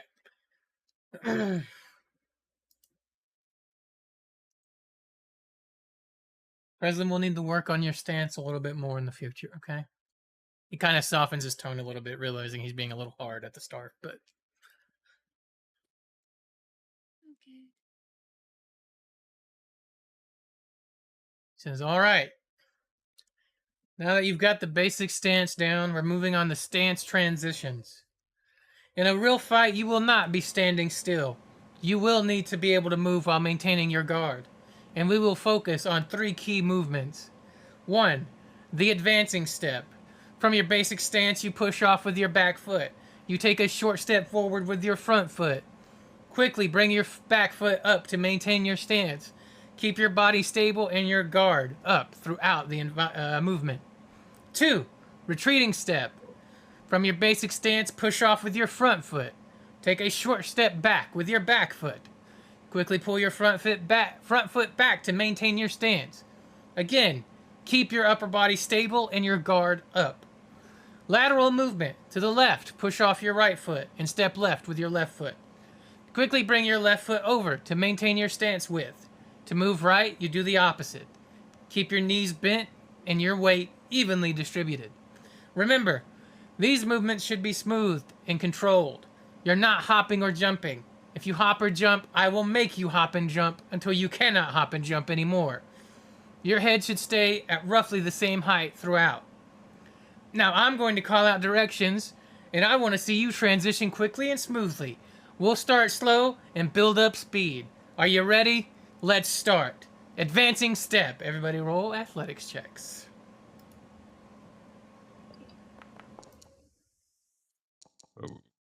That was my. The hell?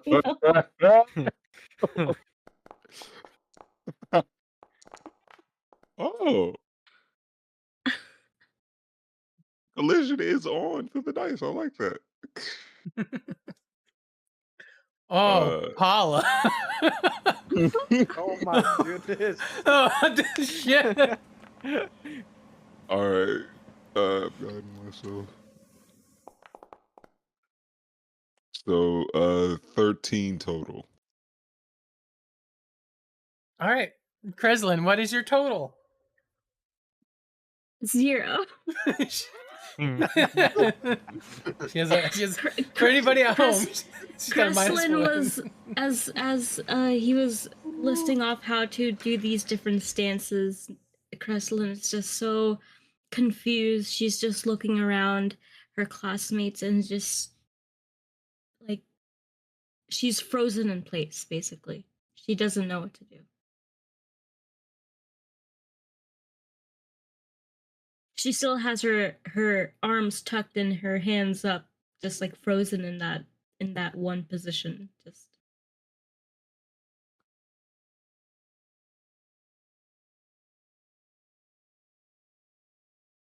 Oh, Lord.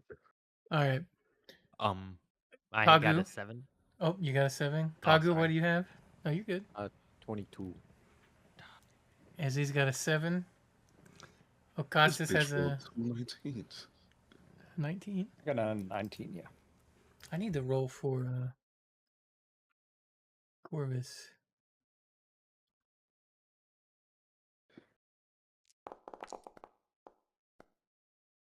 Wow. I rolled like ass. I was hoping that was a good one. So you all kind of so Kagu, Ocasas, Marcel, you all succeed. Essie, you kind of stumble on a front step, but you are unobserved. Kreslin is just frozen. And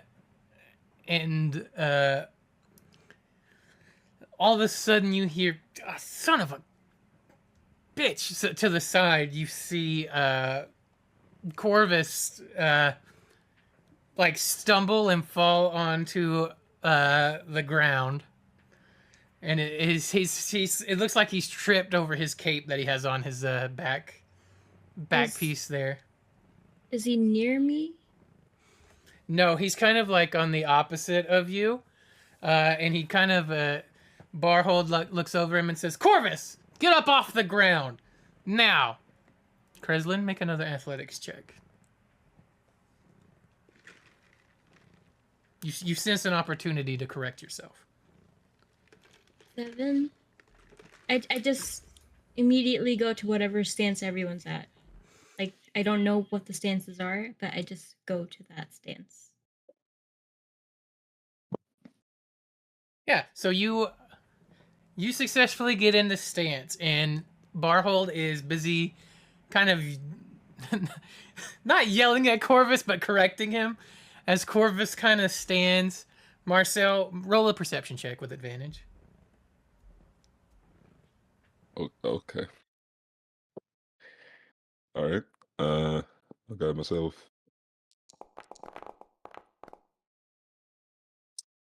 All right, so that's let's add the guidance real quick. 15 total.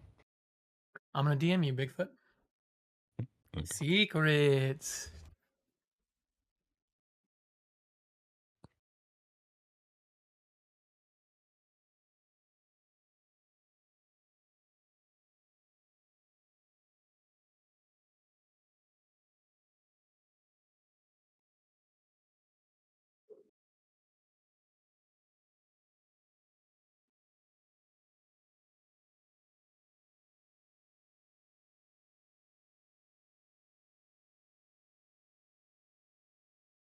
Okay.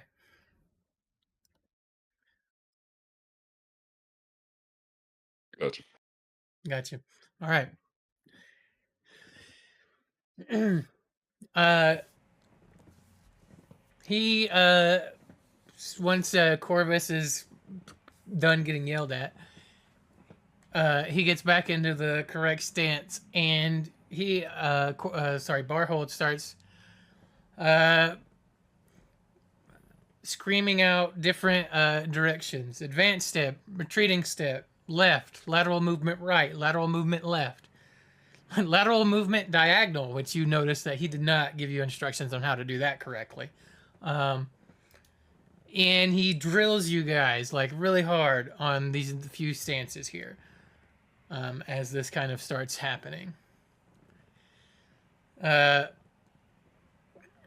Barhold, he eventually calls to a stop, and you are all starting to sweat and kind of breathe heavy at this point. And he says, all right. Now that you can move, let's focus on not getting hit, shall we? We're going to cover 3 basic defensive techniques: the block, the parry, and the dodge. Pay attention because these might just save your life one day. First, the block. Arms up, elbows in. For high attacks, raise your forearm to intercept the blow. For body shots, tighten your core and drop your elbow to protect your ribs. Remember, a block absorbs the impact. Brace yourself and stay solid. 2. The parry.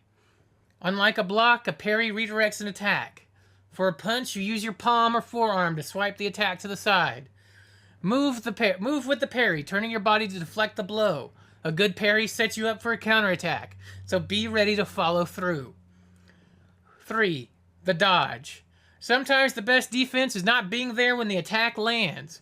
Practice slipping to the side, ducking under, or leaning back from the attacks. Always keep your eyes on your opponent and maintain your stance. Remember, fancy footwork is useless if you lose your balance. We'll practice these moves, slowly at first. I'll demonstrate an attack, and you'll respond with the appropriate defense. As you improve, we'll increase the speed and mix up the combinations. Remember, in a real fight, you'll need to use all of these. Block when you must, parry when you can, and dodge when you're able. Now, pair up and let's begin. Pair up. So, yep, pick a pair. Who wants to fight who? In practice. I just stand there and say, any takers? Cough, cough. Crestline. She's like still, she still has her hands up. What other students are around? Because it's not just us, right? Yeah, there's others around. Corvus is there. Most of everybody that we've named off is there. Jasper, Alicia, Dalen, Desmond, Garrett, Lucia, Morgan, Theron, Yvonne, and they've all, you know, they're not all perfect at it either. There's been some fuck ups kind of all around. It's the first day. But you get the idea from Barhold's attitude that he will not accept failure. Because this is life and death. This might be one of the most important classes you will ever take, is kind of like the attitude he is giving off right now. There is no fun and no joy with Barhold right now. Can It is all work. If Kreslin wants to, can I pair up with her? That's up to Kreslin. Sure. Kind of like, since I kind of like witnessed that she wasn't doing too great, and maybe I could help her out. All right. I walk my way over to Kagu. All right. Kagu and Kreslin are paired. Who wants to pair up next?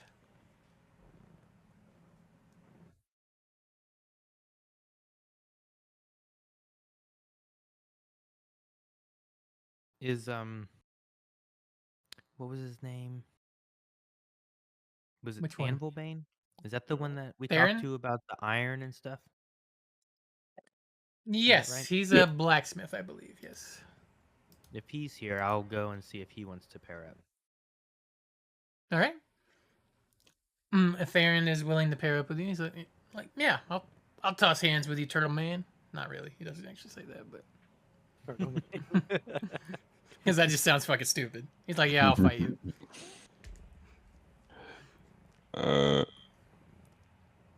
Yeah, I'll pair up with he'll pair up with whoever's left.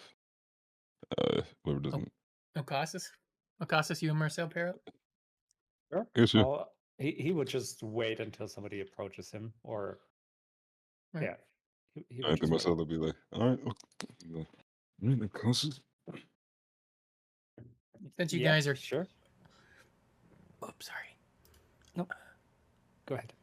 Since you guys are keeping an eye on Corvus as well, he's paired up with Garrett. Garrett Shadowstep, this guy right here in chat. Finally tall elf. All right. So first things first.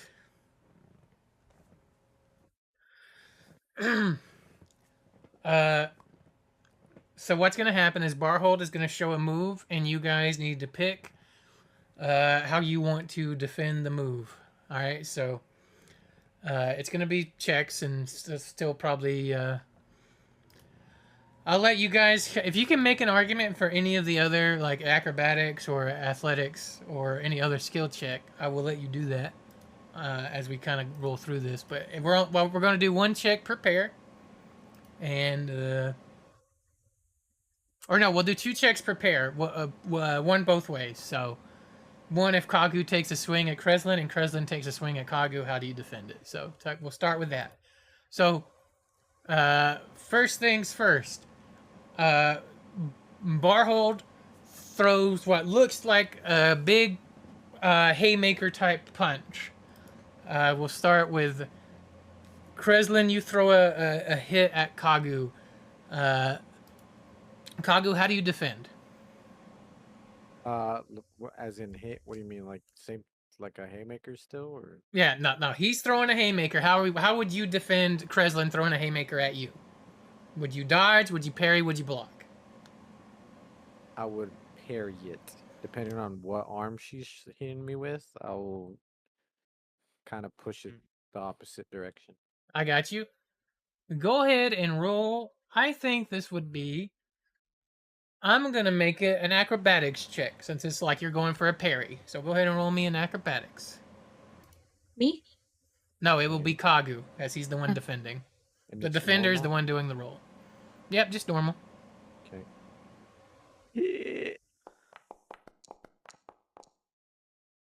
17. All right.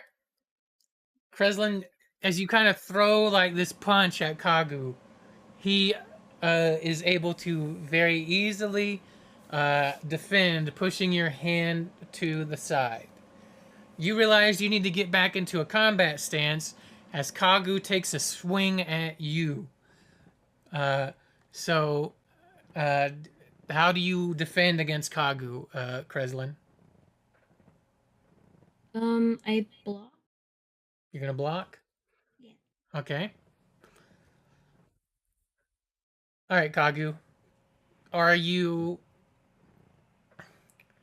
How are you? So you paired up with Kreslin to try to help her a little bit, right? In what way, as you kind of throw this blow, do you give her some advice? Are you pulling your punches super extra intentionally, or what? In what way are you going to attempt to give her? So, Or are you trying to motivate her with like a little speech as you kind of come in with a punch, or give her advice? Like, what are you doing? so before I throw the punch,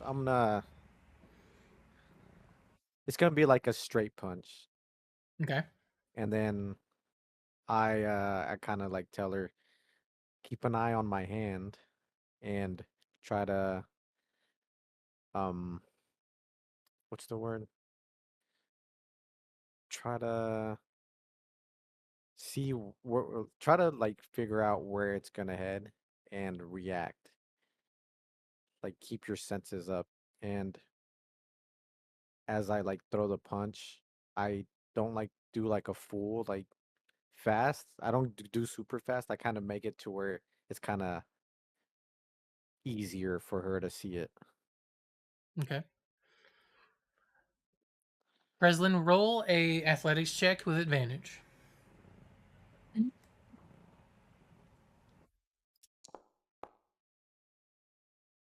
that the same number? Yeah. I got an 8. It's Two better. eights. It's better than it was. You were able to kind of absorb the blow a little bit, but your nerves kind of get the little bit better of you. You're not used to this type of physical combat. Barhold kind of sees you over in the corner, out of the corner of his eye, and says, "Stronger, stronger, Kreslin. Hold it stronger." Kind of shouts some words of not encouragement, but kind of trying to encourage you to keep your block strong. As we kind of move on to Etsy, who's paired with Anvilbane. Barhold kind of mimics an uppercut kind of swing, and Theron kind of starts to mimic the swing coming at you. Etsy, how do you defend?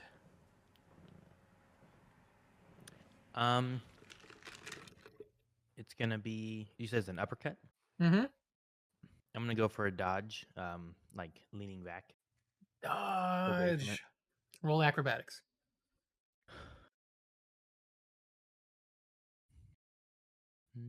Okay. Actually, I'll leave it up to you. It I can be also- acrobatics or athletics. It can be either one. I also have it's a feature called Danger Sense. Yes. I don't know if that can assist me in any way here with maybe it being What's the word on that is danger meant to be sense? for an advantage on a dex saving throw. On a dex saving throw. I don't know if using I'll let acrobatics you give would I'll count as let that. you give it advantage. I'll let you give you advantage. I don't care. Yeah. That makes sense. You kind of can sense it coming.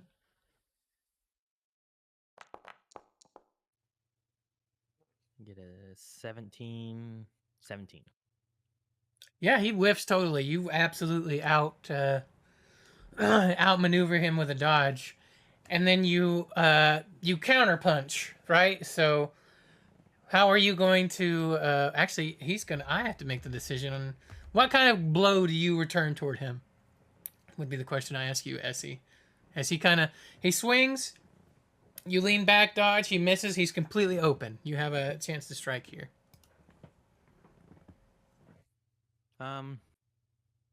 I'd probably do a quick jab Quick jab. towards where his head is. All right. He's going to roll. Well, what class are you, Anvilbane? You're just straight up.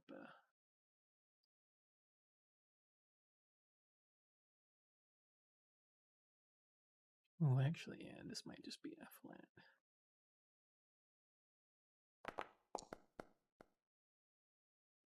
Yeah, no, you jab him and punch him right in the face.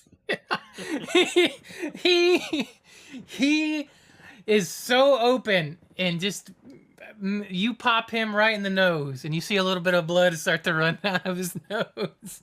And There is no look of anger or anything in his face. It's like, oh, I'm surprised, but it's not like he's not used to getting punched or something. But you pop him right in the face, and he remembers it. And you see Barhole say, yell out over there, Theron, that's what you get when you put yourself out of position like that. Clean yourself up. You're bleeding. I want to say real quick. Oh, sorry about that. Are you okay? He kind of waves, and he kind of just drags his hand across his nose and wipes the blood off. It's all good. I'm used to a little bit of combat, a little scrape here and there.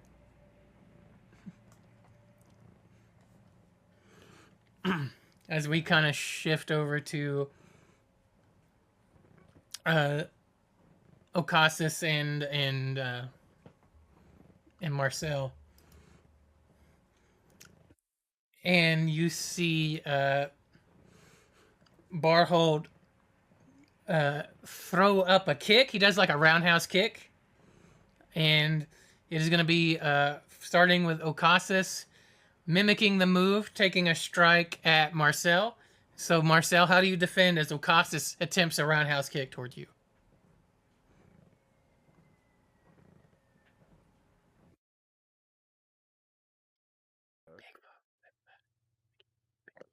I'll go for parry for that. You're gonna go for a parry? Okay. Yeah. Give me a acrobatics. Acrobatics. Golly.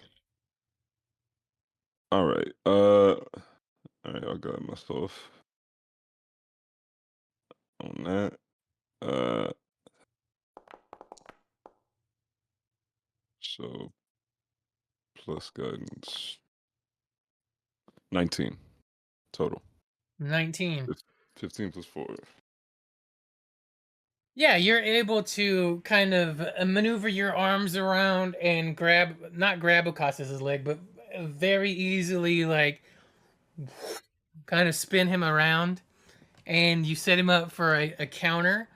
What do you counter with, Marcel? Oh, me? Yeah, what do you counter? Oh. What are you throwing? What are you throwing? A punch, a kick? What are you going with? Well, elbow if strike? he did a roundhouse, he's off balance. So as he's like coming down forward, like, or so like take a step forward and do a quick jab. Quick jab? Ocassus, how do you defend Ocassus against this quick jab, if you can? You're off balance. So think about that. I would use the off balance thing and just either fall into a direction where it wouldn't hit me or just drop to the ground so he will punch over me. Okay. Give me a, I guess we can call it an acrobatics. Give me a straight acrobatics as you attempt to kind of get out of the way. 14. 14? Yeah, I would say that, Marcel, you just barely miss as Ocassus just drops to the ground.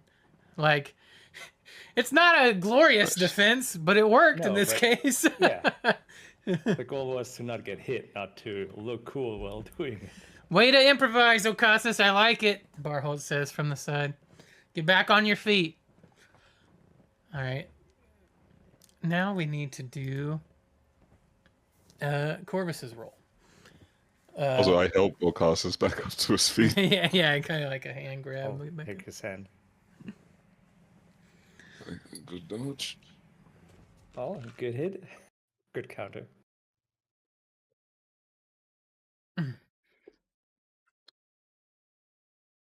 As you are all standing there, you see Barhold start throwing out combinations, and you all work through your movements. And this time it is Corvus's turn to roll.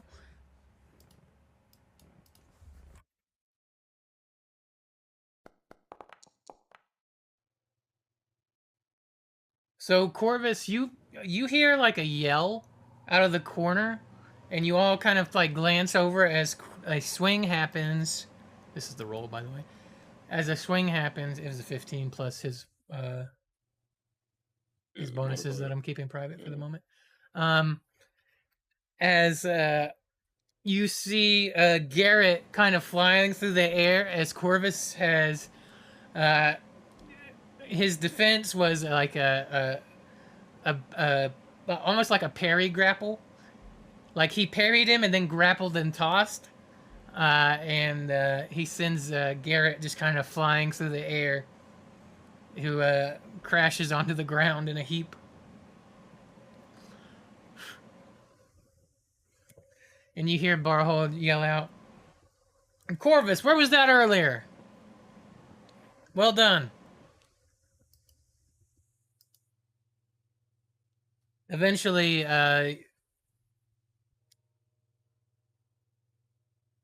you all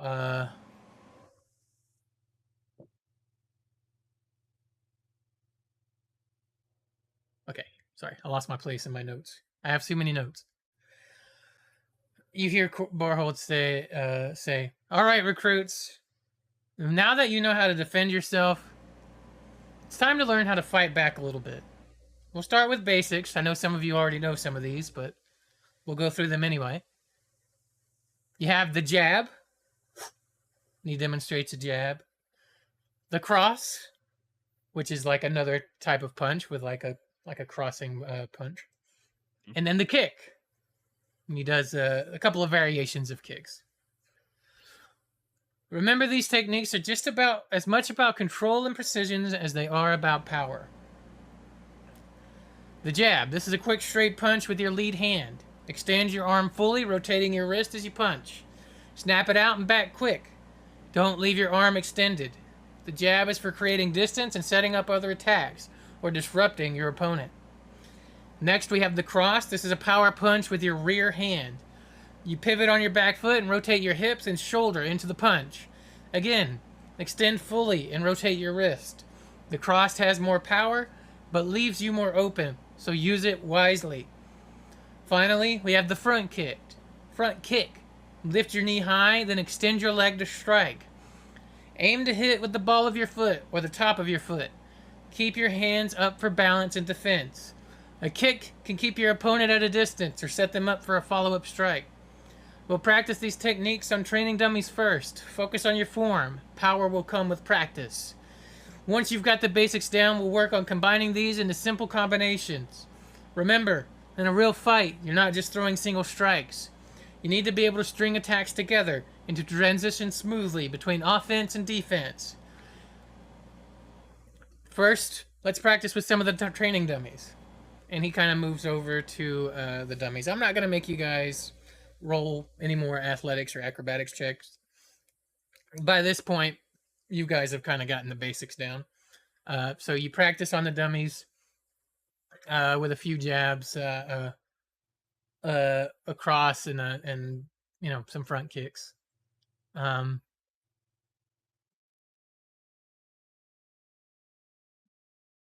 Eventually he says, "All right, recruits, now that we've covered the basics of combat stances and techniques, I want to see what you're made of. We're going to conduct a fitness assessment to determine your current physical capabilities. This will help us tailor your training and track your progress. Here's what we'll be testing. 1. Endurance run. You'll run laps around the training grounds for 12 minutes. The goal is to cover as much distance as possible. 2. Push-ups. Perform as many proper form push-ups as you can in 2 minutes. 3. Sit-ups. Complete as many sit-ups as possible in 2 minutes. Pull-ups, same deal. As many pull-ups as you can do without dropping from the bar.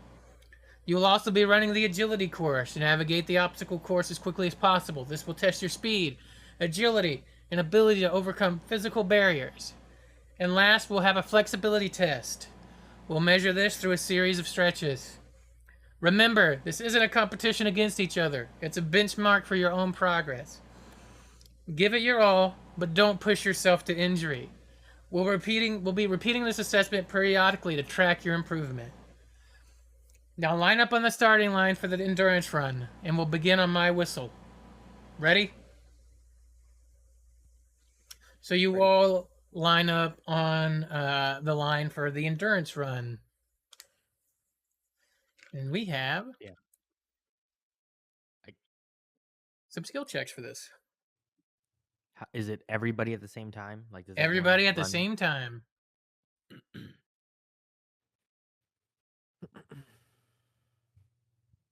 Everybody ready? All right. I Wait, get up on the line. what kind of check? We haven't started we haven't started it yet, and I'll tell you in a About to minute. go. Oh, okay. You all kind of line up on the line. He says, "Everybody ready?" And on my whistle, and then he whistles, and you all take off. I need everybody. I'm going to do it one at a time, actually. That way it's not everybody rolling at once. We're going to start at the top. Kagu, give me a Constitution check. Constitution. So just like a Constitution... Ability check? It'll be... it'll be...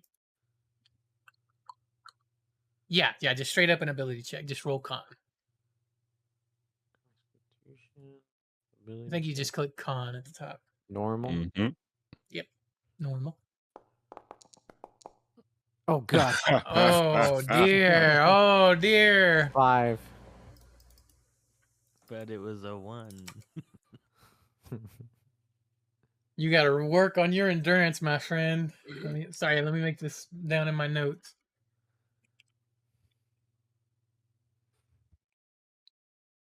Here's the good thing about this, actually, when you think about it for real. You literally set the bar at the bottom for like your entire school year here. Like, no lie, you set the bar at as low as it can go. So everything from here on, you're winning. I was throwing hands, though. Yeah, you'll never be worse than your first day. Oh, that's rough, buddy. So over the course of the endurance run, you lose steam and lose speed for the full 12 minutes. By the end of the run, you will be at the back of the pack. So also, I need an athletics check from you as well, Kagu. And this is to determine the overall distance covered. Athletics? Yep. I knew I shouldn't have ate that butter bread.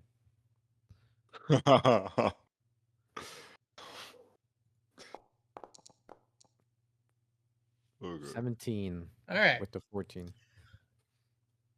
You're able to cover most of the distance of the endurance run, but you are still in last behind everybody else. Or am I? No, it's pretty clear that you are. Damn You got little legs, though. It's okay. Because you're a dwarf. That is true. You lost the race to the turtle. Oh, nah. Oh, All right. it comes full circle. As it is now, he's in last place. Not Wait, that but it's a nobody else has competition. rolled, so Yeah. That's Yep. true. We Facts. tied. count your days, turtle. Kreslin, I need you to make a Constitution check. Just click Constitution at the top.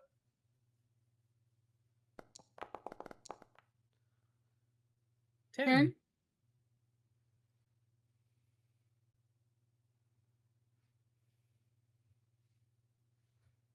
All right. You also fall behind, unfortunately, Kreslin, as you are just barely able to stay ahead of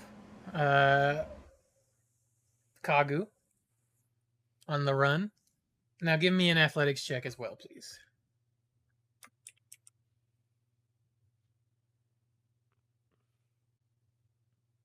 Eight.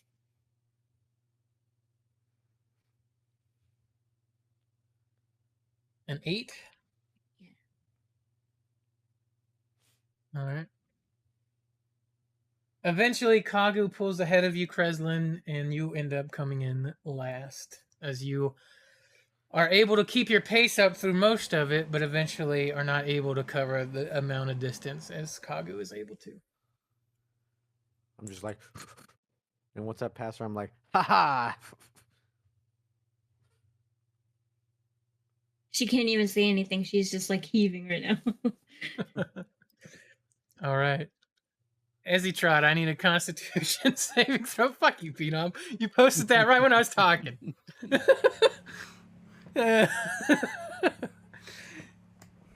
Constitution save. There we go. Bro, that was almost terrible. Oh, could have been worse. Essie, you are able to maintain your pace throughout the entire race. What the? Slow and steady. Oh, God. we have sold the narrative here. And now I need you to make an athletics check as well. That just rolled a 19. bunch on my screen. 12 on my first and 19 on the second.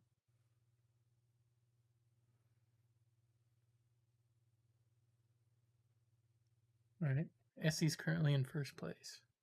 Weird. What? How does that work? Well, nobody else has rolled, and I haven't rolled for any of the NPCs yet. So it's not a race, though. It's just to see cover your overall distance.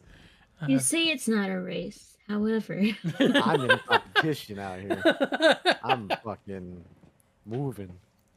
They said it wasn't a competition, right? My little feet are just pitter pattering. All right. Next up, I need Okasis to roll a con check. Damn. Ooh, thank Nice. God. 20. You are very easily able to maintain your pace throughout the whole race. Not race, the endurance run. He said race. I knew That's- it. Race. Race. It's a That, race. no, race. it's not a race. That's just me mistalking, goddammit. All right, and an athletics check, please. Well, the other way around. 2. Well, you maintain pace, but run out of fuel real quick. You are now bringing up the rear behind Kreslin. Like, As you- Sorry. Am I still last? No, No, it's now Ah. This is Okasis. last. I yell out. I just look back. I look back when she says that, and I'm like, "That's the spirit." It's so the way it is. The first check is to determine, are you able to maintain your pace for the full amount of time? And yes, you're able to maintain your pace for the full amount of time. The second check is to like determine your overall distance covered, and eventually you just run out of gas and it's done, right? Like if you fail that one, like so you maintain your pace up to a good point, but then eventually you just fall off. There would be a way to measure it to be like who really got the overall distance covered. I am not breaking it down that goddamn much because I'm just not that much of a math wizard and I'm lazy. So as it stands, Fair. Okasis is in last place. Not last place, but bringing up the rear. All right, Marcel, I need a constitution check from you to see if you Yeah. can maintain your pace. All right, I got it myself. Cheating. So Dude, don't be mad because you ain't have it. All right. You're able to maintain your pace for the full 12 minutes. Wait, Can you- 15 total. Yep. All right, so that and an athletics, correct? Yep. Okay. Natural one. I got it Wait, myself. I'll go to be like, cheater, he's guiding himself. 'Cause I was waiting for You don't know he in the back. I ain't in the back.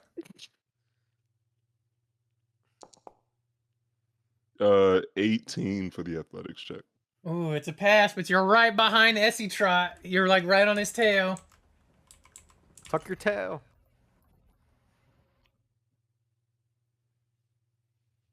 All right. I'm going to roll for Corvus, who has advantage. Oh shit.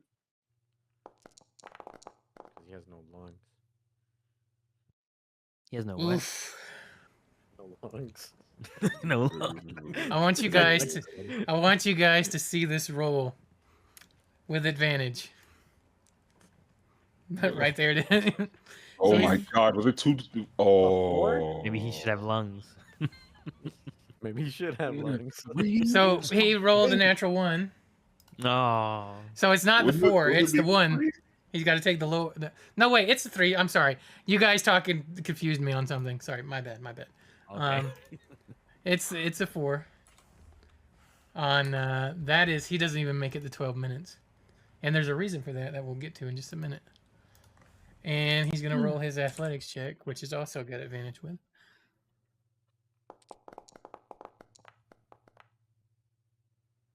All right.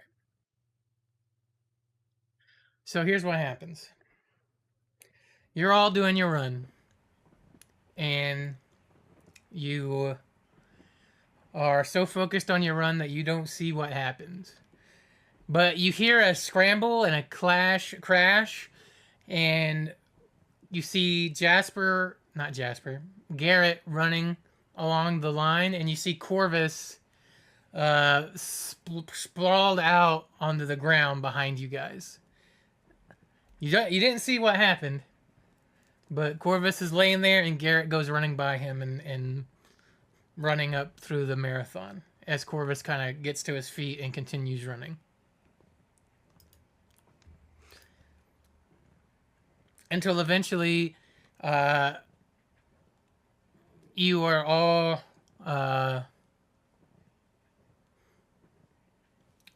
able to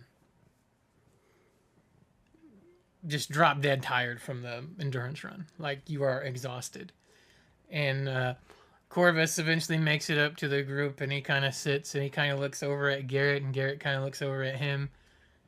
And there's a moment of tension as Barhold stands there and says, "All right, push-ups next." As everybody kind of takes their stance for push-ups. I'm going to go down the list again and ask for rolls. We have our like water skins with us and whatnot, right? Yep. Kreslin takes a drink, a big swig actually of water. Good idea, Kreslin. I take a drink as well. I kind of just look over at Kreslin as she's like chugging down, and I'm like, take it slow. It's gonna be bad in the long run if you drink too much.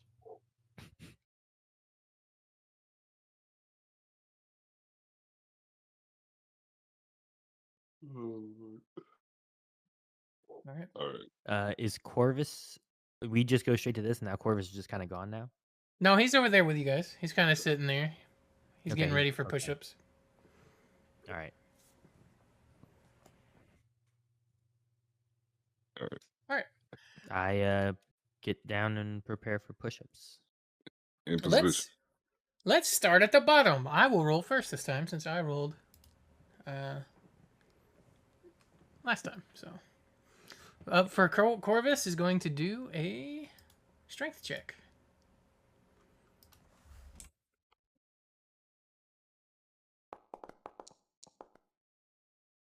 Oh, I still have my rolls hidden. I'm sorry, guys.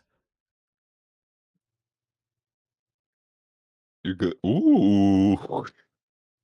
So Corvus is able to do his initial set of push-ups and to see if he can maintain his form. We're going to do a con check.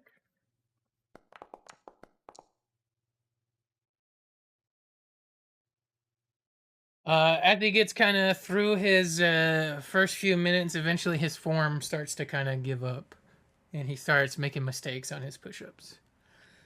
So next we move on to Marcel. Marcel, I need a strength check for your initial set of sit-ups. Or sorry, push-ups. All right. Guided.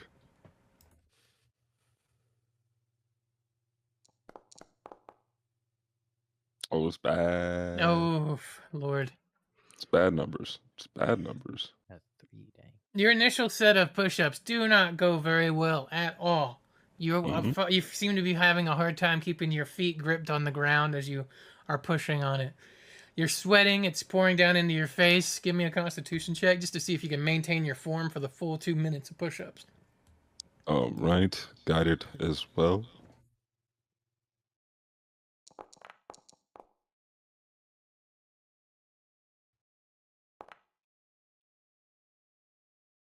16 total. You are able to maintain your form at the very least. It's not hard, but you do. I need to put... I'm trying to keep track of this because I will maintain this form. That way, if we ever have to do this again, I will have previous notes. All right. Next, we have Okasis. Okasis, give me a strength check for your initial set of push-ups. 6. 6. You are not able to do a very good, well set of push-ups, unfortunately. Give me a Constitution check for see if you can maintain your form for 2 minutes. 15. You are able to maintain your form for the full 2 minutes at the very least. So Hey, team maintain. you got good form, but your first Well, initial set of push-ups is rough. It kind of fits, right? Not the A strongest. wobbly. Yeah, no, it makes sense. You wasn't expecting it. Okay. Esitra, give me a strength check to see if you can do an initial set of push-ups. Very well. Is this ability check or saving throw? It is athletics, or sorry, strength. It's strength ability check. My bad.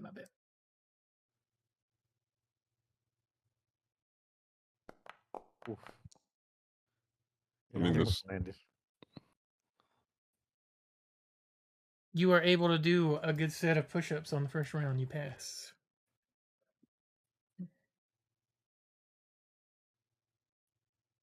Do a Constitution saving throw for me, please. Constitution check, I mean, rather.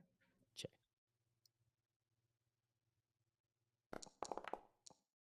Easy work. 19. Able to maintain form the entire 2 minutes.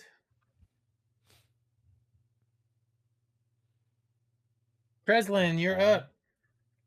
Sorry, what'd you say? I said not bad. Give me a strength ability check for your initial set of push-ups.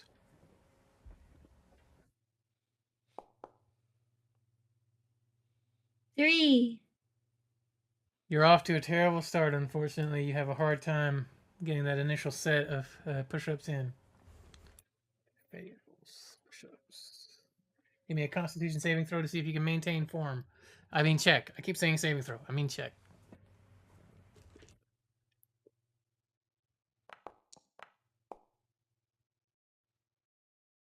Seven. You get a muscle cramp in the back of your leg, unfortunately, and your form suffers as you kind of fail there on your push-ups test.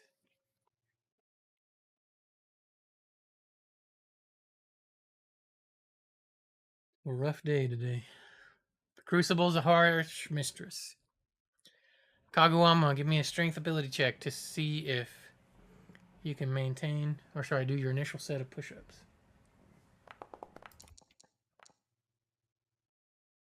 10. A 10 is a pass, actually. So you succeed on your initial set of push-ups. Okay. And give me a Constitution saving throw to see if you can. Sorry, ability check to see if you can maintain your form.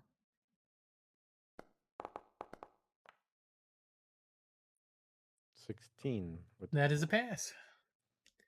So Kagu's able to maintain a good form and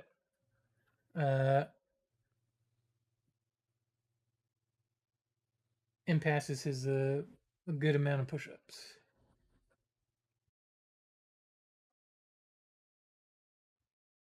You guys are really feeling the burn now. You have done an endurance run. You've done some training. You're sweating. You're dying over here, and there's so much more to come.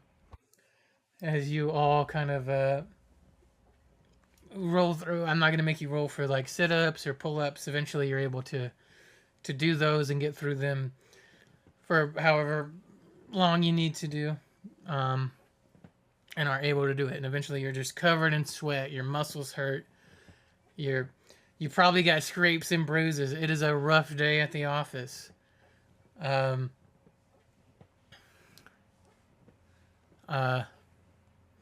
Barhold looks over at you all and says, I see we have a lot of work to do. Normally, this is where I would say, all right, recruits, just when you thought you were done, it's time for a real test. But I can see that you probably wouldn't be able to handle it in the state that you're in right now. But I will say this. In a real fight, you won't always be fresh and ready. And sometimes you'll be tired, you'll be sore, you'll be gasping for breath. And that's when you will need this type of training the most. I would like to say this is where you can go spar. But I think you're just too damn tired to do it. And I don't want to kill you on your first day. So rest, and I want to say a few things to you. Were you going to say something, Aaron? Yeah, ST wants to step up and say, I'm good. I feel like I have energy. Can I get up and say that I would like to spar with him, if that's what he's hinting at? Barhold nods his head at you and says, very well. We'll do one exhibition match then. Kaguama versus Essie Trot. Is it agreed? Agreed. Sure. All right. Yeah, let's go. Sorry, I need to reset the map from before. I knew this was gonna happen. I was just waiting on it. I cast throw What do you sand at mean? eyes. Pocket sand is too OP for this. Pocket sand. Pockets. What's that little green fist that one has on his icon right now? Oh, ready? I pressed it earlier. Oh, so- okay. No, I just didn't know what it was. I'd never seen it before. All right. I'm going to kind of spread you guys on the sparring match here. Well, All are we right. doing kind of like throwing each other off the thing, or are we just sparring? This, it's the rules are the following. We'll do it on a point system. No, we're not gonna do it on a point system because that means I have to track shit.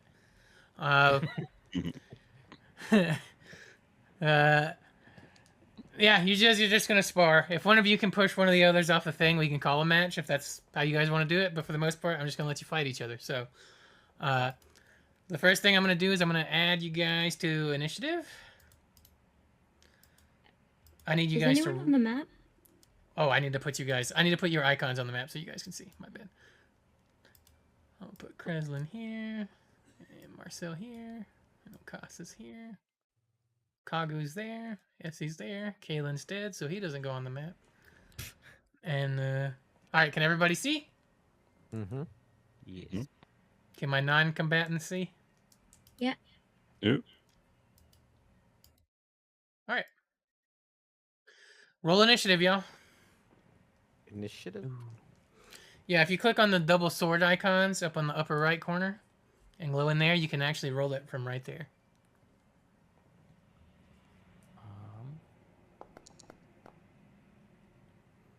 Kagu's got a 11, 14. so 14. Why don't I see initiative? Where is it? The swords, and then you click on yourself, I think, and then there's a little dice next to your name. It's right above chat, Aaron, the double swords. Oh, that double swords. I clicked this little purple double sword. Oh, that one. Yeah, that opens your little combat menu. Sorry. And you just click on the There we- dice in okay. there. Hey, okay. So Kagu's going to go first. Guys, let me get some battle music on. Be prepared to turn it down. It's probably going to be loud. Okay. I'm going to turn it down on my end, so hopefully it's not too loud.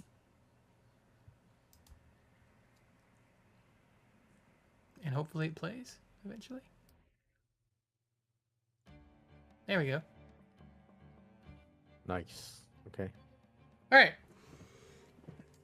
Kagu, you are up first. What do you want to do? Okay, so I move. I kind of like run towards him. Mm-hmm. Wait, how far can I move? I think you're within your movement there. Okay, so I like do a full sprint towards him, and so does like if I run towards him and do like a drop kick, is that considered like unarmed? I guess. You want to run up and do it like a drop kick. Yeah, just Yeah. roll a unarmed strike. Do we have our weapons with us? Yeah, I would say you do. I would say you're not trying to kill each other with them, but you probably have them. Okay, no, I was just asking. Just okay. Yeah. Well, unarmed. Wait, shit, what happened? And remember, Yeah, if you right click on him and target the icon, his icon, and do the little target double circle thing, that'll target him. Yeah, I got it. And then attack. Normal. Holy shit! It just picked up. 20. Oh shit! Yeah, boy. What the hell? So I just So- run like full sprint, and like if I have my staff with me, I'd kind of use it as a pole vault, and then Yeah. like, I like pole vault and go fully vertical, and hit him like straight in the chest. All right, roll damage Damage. and make sure it's a crit. It should. It might How do automatic. I- How do I roll damage? Does it not have it on there? There should be a way to do it. Attack? I already did that. 25 is my roll for hitting, right? Yep, that's your roll for hitting. Okay.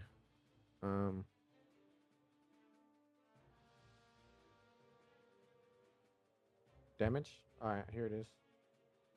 I just need a reroll, I guess. Just roll the damage. Just hit damage if Damage? it's got a button for damage. You must roll to attack before rolling damage. Oh shit. I did that. Do you see where it says damage above earlier? Maybe. No, it's just the roll and Let, the let me attack. let me try this. Normal.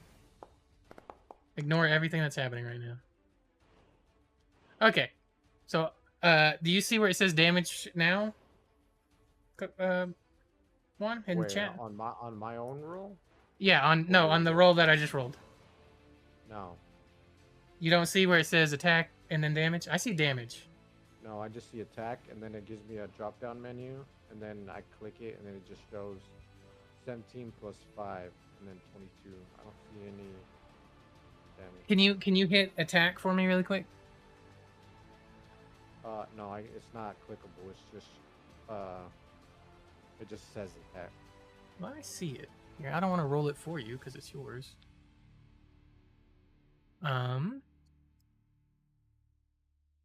Yeah, if I click on arm strike, it pops up attack and damage, like 2 little buttons. Yeah. Do it again. What the fuck? Why is my music so loud?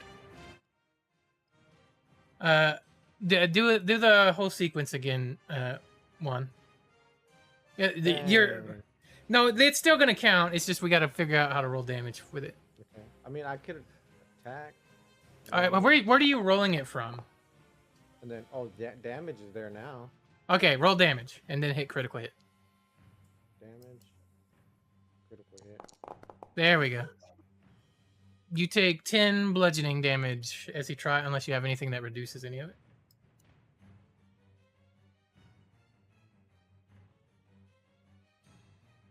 I don't think I do.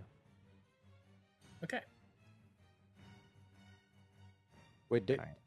since it's like a drop kick, does he like move any? No.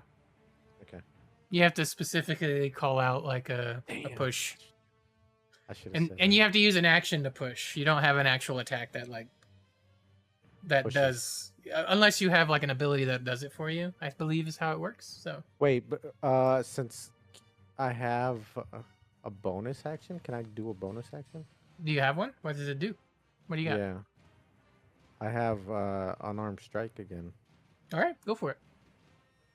So okay. He's going hard, is he? Yeah. I do have flurry of blows, but I'll just do an arm strike and then attack. 12. All right. Does a 12 hit you?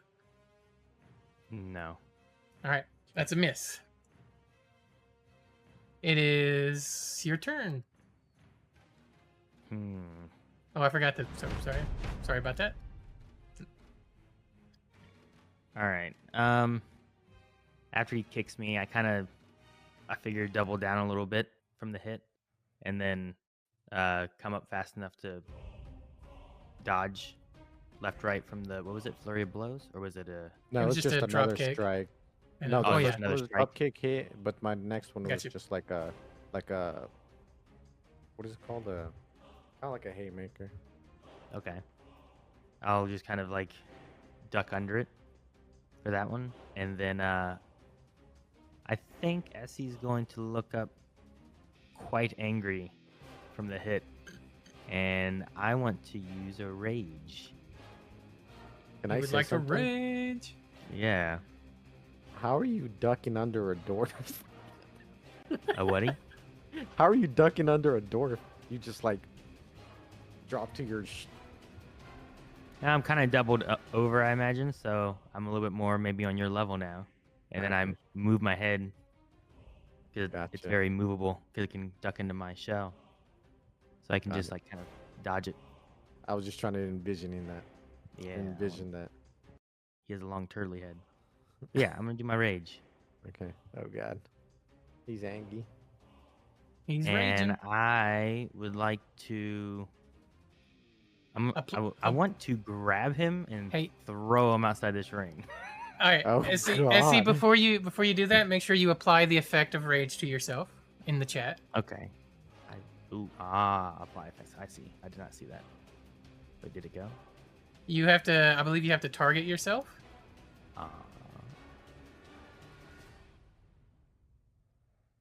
Did I? Maybe I have to do it. I'm There we clicking go. it. I got it. Oh, okay. There you go. Okay, and you wanna? Alright. What do you want to do? I want to like. Can I, like, throw him out of the ring with being on the edge right here, since he ran right up on me? Is rage an action or a bonus action? Rage is a bonus action. You can make an attempt. Yes. To kind of give him a toss. Yeah, would that be like a strength check or? I believe it's opposed athletics checks. I think he makes a check and you make a check, and whoever wins the check either stays where he is or you toss him. Am I correct in that? Does anybody remember? It's been a minute since Yeah. we've had this. No, one. yeah, that is what it is. It's All right. it's a contest. All right, here it is. Also, I All right. believe you have advantage, Aaron. Does 'Cause my he's rage give me raging. advantage? Yes. I believe it does. So you get Kagu roll an athletics check, and you roll athletics check, Aaron, with advantage. Okay. Higher roll wins.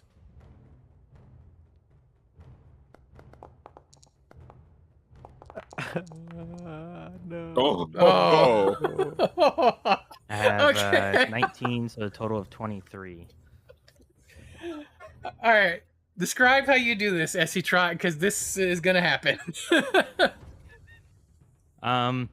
Maybe I should alter it a bit from his last hit, and rather than me, like, I take from the dodge there, and his hand is out from doing the punch, and I want to just grab him by that arm, and then by like the waist, and just throw him like over top of me, outside of the ring here. Kind Yeah, of but- keeping, maybe I can keep some of his momentum even going a little bit with it. Yeah, before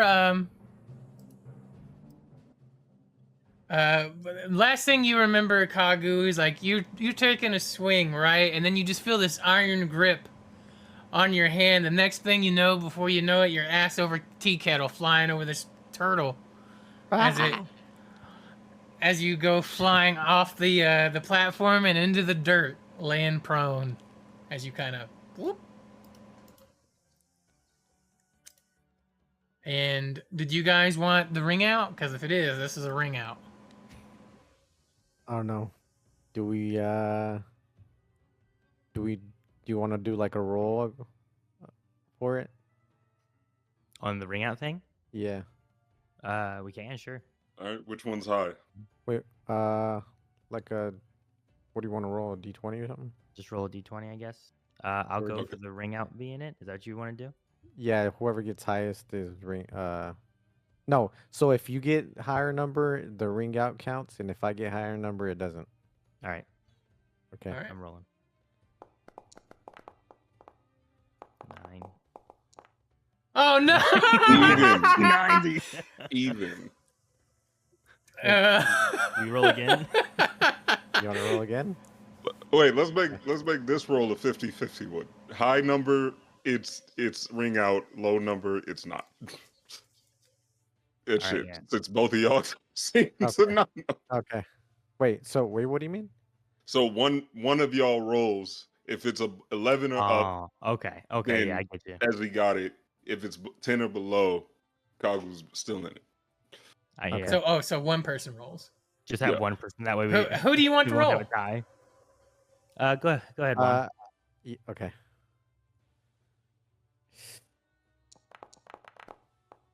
13. I'm still in, right? Nope. I think that was the ring No, out. high up was Right. ring out. High up was ring up. 11 I to 20 gave was you that. more of a chance to win with Yeah. the lower roll. All right. Fate has Okay. decree. Barhold Stillthorn steps in and says, "Ring out. Match over." In less than. He kind of looks at his timekeeping piece. There, his hourglass. Yep, that's the word. And looks at it and says, "In less than 3 seconds, right? Yep. 3 seconds? Yeah, less than 3 seconds." So Kagu rushed in, did a drop kick, and did some damage, but Mhm. Essie countered with a rage and a toss on a ring out. So that's a Spartan match. Barhold looks at you and says, "You're winner," and kind of indicates to Reach my hand down and help Kagu back up. Can on my rage I fade. can I roll for pocket sand? Right? Hang on, maybe my rage isn't going away. I have to reach in. Best no, sportsmanship. Best no. sportsmanship. If that happened, I would turn it back on for you because I thought the combat was over. Yeah, I take his hand and kind of like give him a little bow. Out of like just respect of the spar. Essie nods his head. Nessie. Bar- I was saying I was saying nod and Essie and got Nessie. All right. Barhold turns to the class and says, "Training and preparation are key. A battle can be over in less than 3 seconds if something happens like that. And that's why I'm going to push you as hard as I can possibly push you." He says, he takes a minute and says, "Gather around, everybody." And you all kind of gather up around Barhold Stillthorn. And he says, "Today, you've pushed your bodies and minds to their limits. You've learned how to fight, how to defend yourselves, but there's something more important we need to discuss. In our line of work, the work of heroes and defenders and heirs and scions, we face a hard truth every day, that death is always near. It doesn't care how young you are, how skilled you are, or how much potential you have. It takes the brave and the cowardly alike. And we recently lost one of our own, Kalen. He was one of you. He was young. He was full of promise. He had his whole life ahead of him. And now that's gone. It's easy to think that you're invincible, that our strength or our magic will always save us. But that's a lie. You're mortal. I'm mortal. We're all mortal. We all bleed, And we all fall. But here's the thing. This harsh reality doesn't mean we give up. It means we train harder. We look out for each other more, and we appreciate every moment we have. When you're out there fighting the real battles, remember this feeling. Remember the loss. Let it fuel you, not paralyze you. Fight smart, fight to protect, and most importantly, fight to come back home. Honor Kaylin's memory by living well and by being the best version of yourself, because that's, in the end, that's all any of us can do. Class dismissed. Take some time to reflect, and we'll meet again tomorrow. You guys are left in the Crucible with only your thoughts, the smell of blood and sweat and tears. It's a hard day, your first day. Sorry about that, Kagu. I sometimes just I see red. Don't worry about it. I dropped my defense and you made me pay for it. Oh, perhaps a rematch sometime. Definitely. So far, you have bested all my attacks, even when they're out of what's the word? Out of nowhere, I guess. Do you have some type of senses that let you know that I'm swinging Oh, at you? I have a bit of a danger sense, you might say. Ah, okay. Maybe I could take that info and land a hit someday. Oh, you got a good one landed right here. Okay, I must have forgot after that fall. Kind of hit my head there. But great toss. Thank you, Kagu. Or Essie wants to pat Kagu on the back. I kind of just look down and kick at the sand. uh, that's all good. Well, we chilling over here in wherever we was during the fight, or during the spar. Like post, like once everybody's gone and shit. I'm just looking at President on houses. I'm like, how are you two holding up? What's all that? Oh, I'm all right. You're talking towards us, right? Or were you President talking? on Casas. Oh, you're going the other way. Sorry. Yeah, yeah. Because y'all, I think y'all are still like a little away from us Yeah, I at this get you. point. Everything. So he says that to y'all too. I don't know. I don't know about how I'm holding up, but all I know is I need to seriously work on my physical training.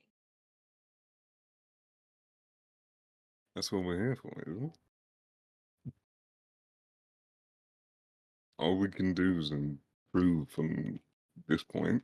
So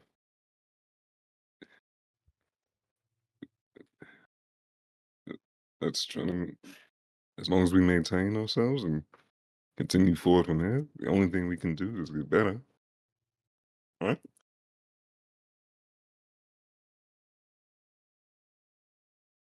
Hopefully. Well, all I know is that this is our last class of the day. I'm going back inside.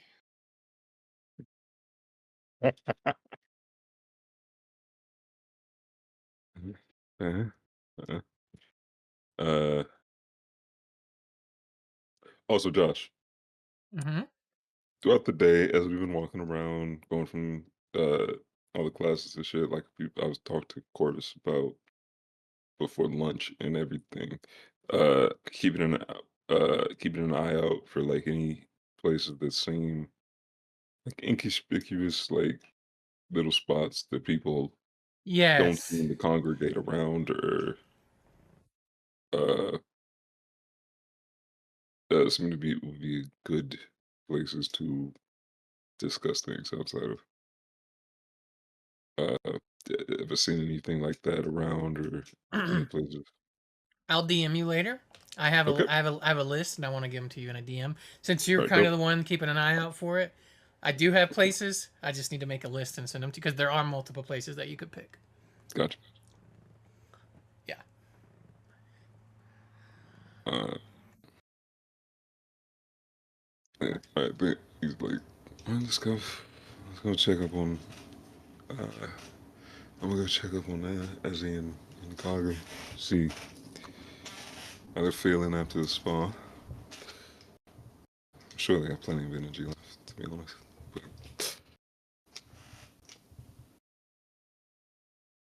But I'll be back Oh, there. Marcel, coming to spar? I don't know if we're doing any more of that today. I mean, if you want, yeah. Uh, If you want, I suppose it I'm is the end game. of the But day. I mean, it's the end of class, but we can still train. Obviously, it's just most of our uh, classmates seem to have expended all of their energy. Uh, so I doubt they're in the best condition for a spa at this point. Now, how about you two? How are you doing? I imagine you're both feeling pretty well after. Oh, Kagu got a pretty good hit in. Are you alright? Oh yeah, yeah, Alright. pretty sturdy there.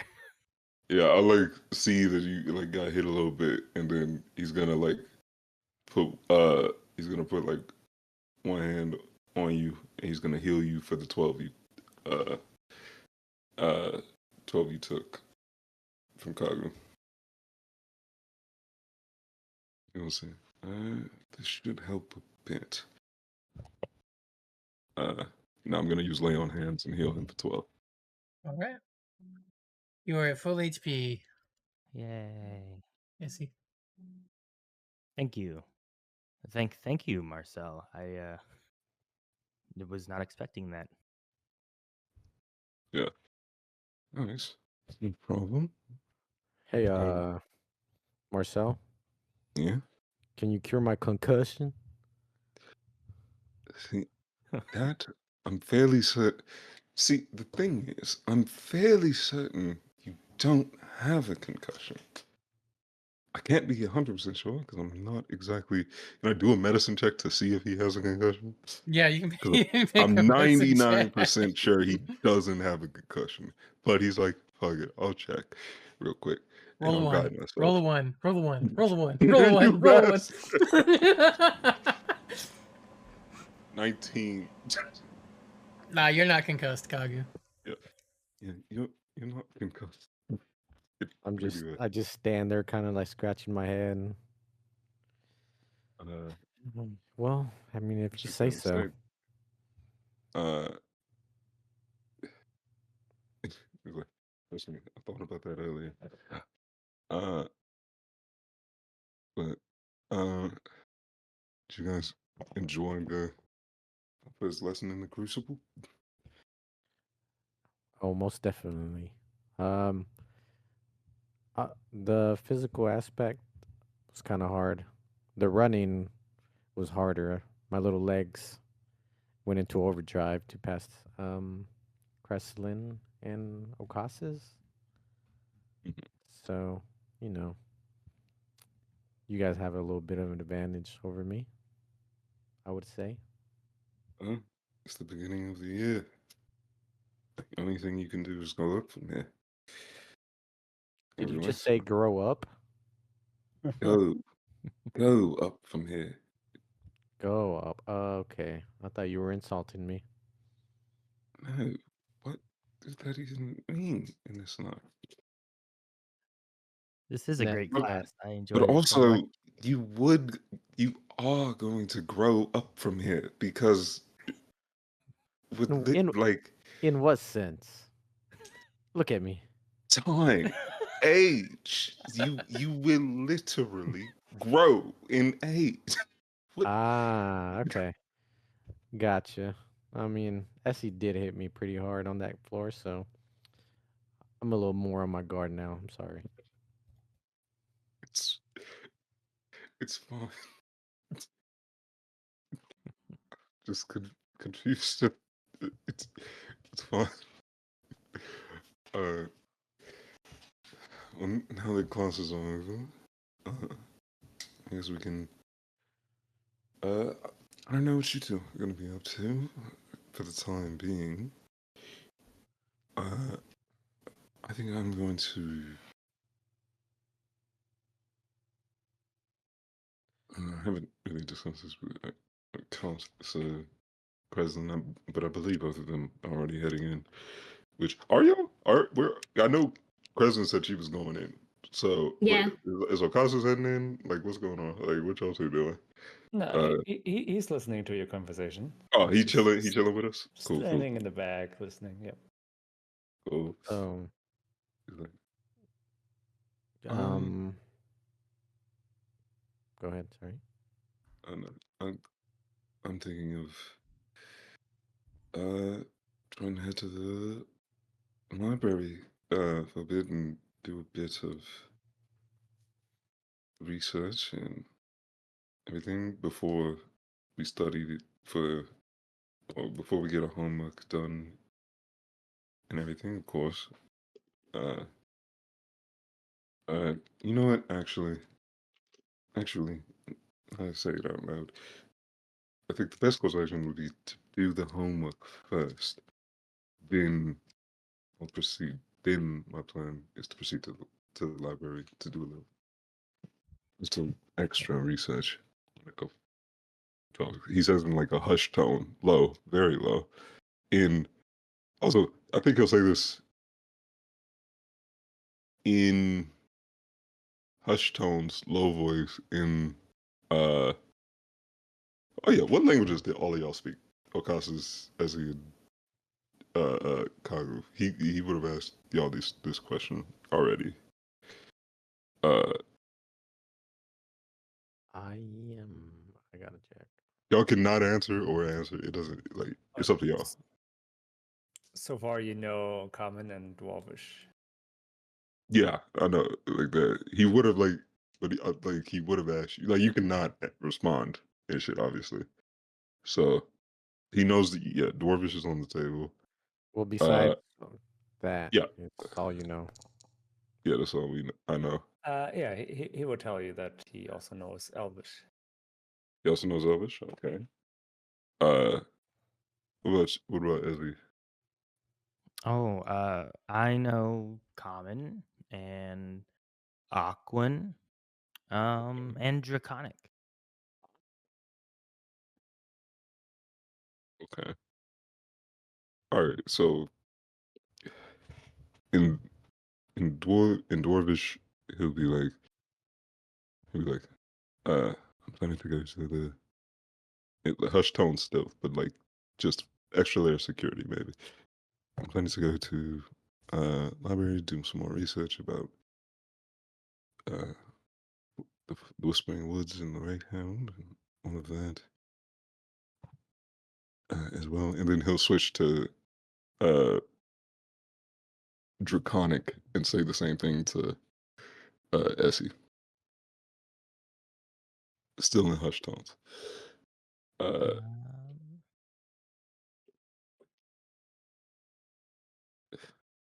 me see. What? See what?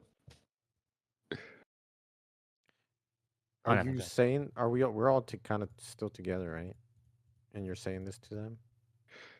Yeah, we're like in a group together. At least how I'm picturing it is like four of us. We were together. It's after class. We talking. We in the room. Everybody's like exiting and shit.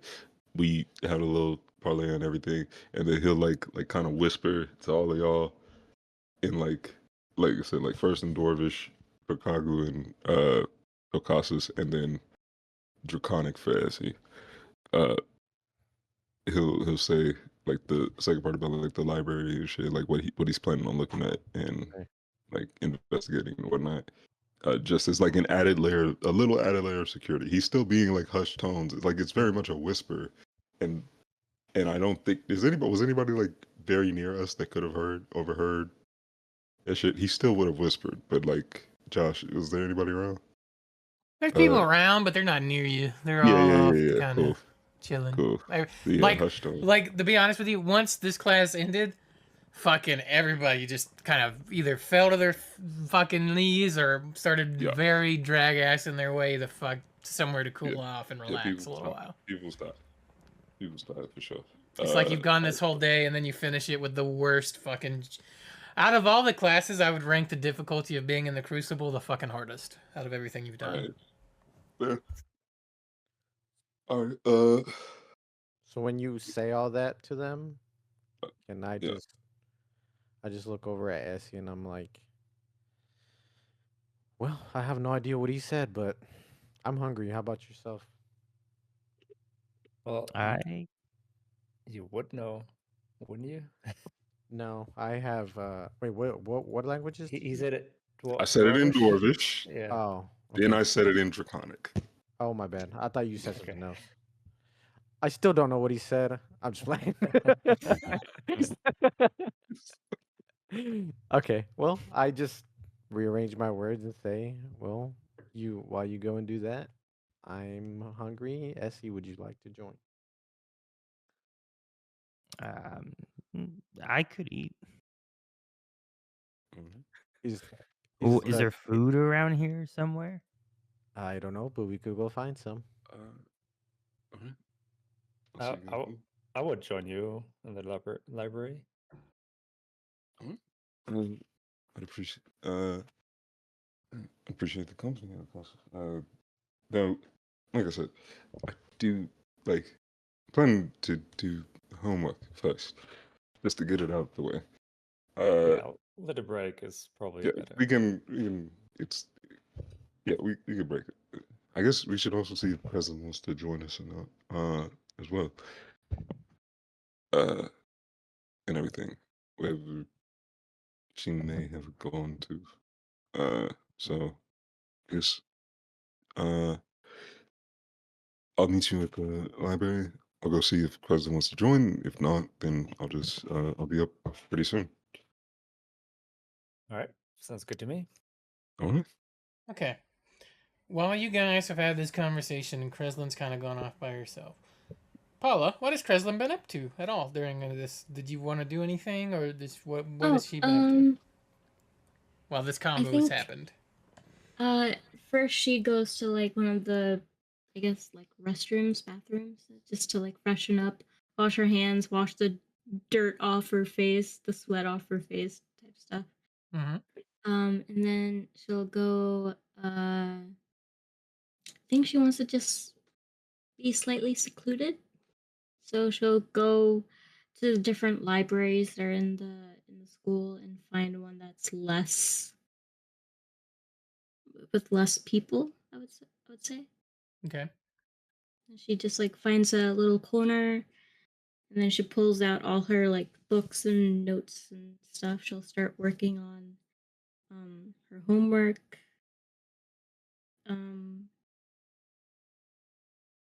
Yeah, I think that's what she would be doing.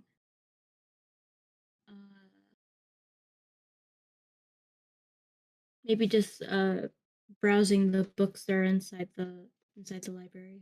Anything that catches her eye. Okay.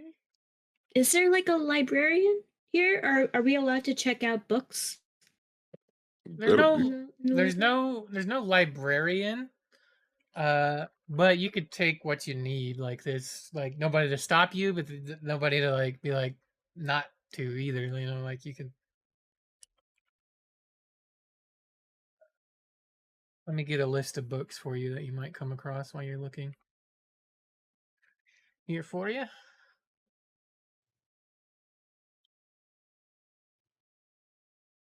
Do I find a library that's not packed? Yeah. Okay.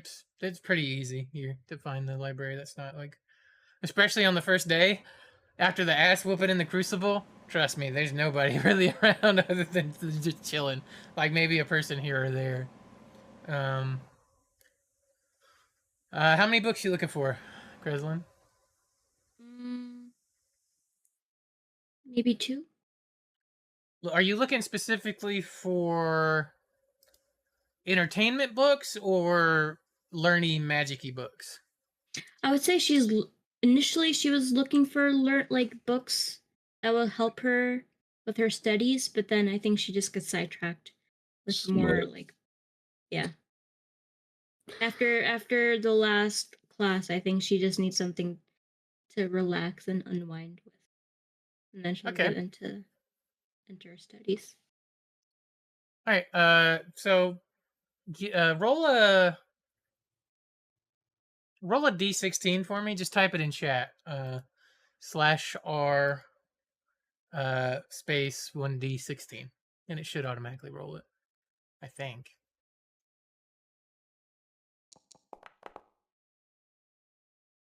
Seven.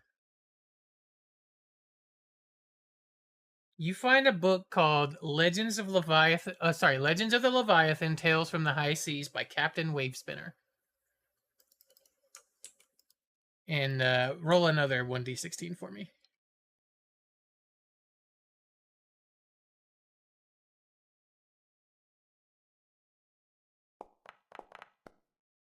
14. 14.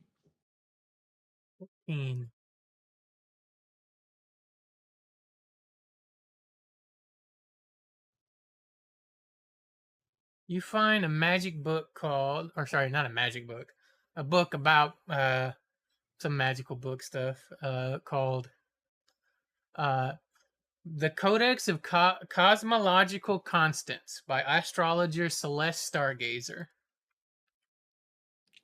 I pick up that one. The Codex Cosmological. Yeah. Gotcha. All right.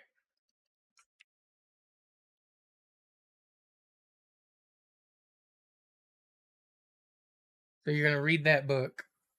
Mm-hmm. All right. So I'm gonna just give you a quick overview of it as you kind of go through it. It is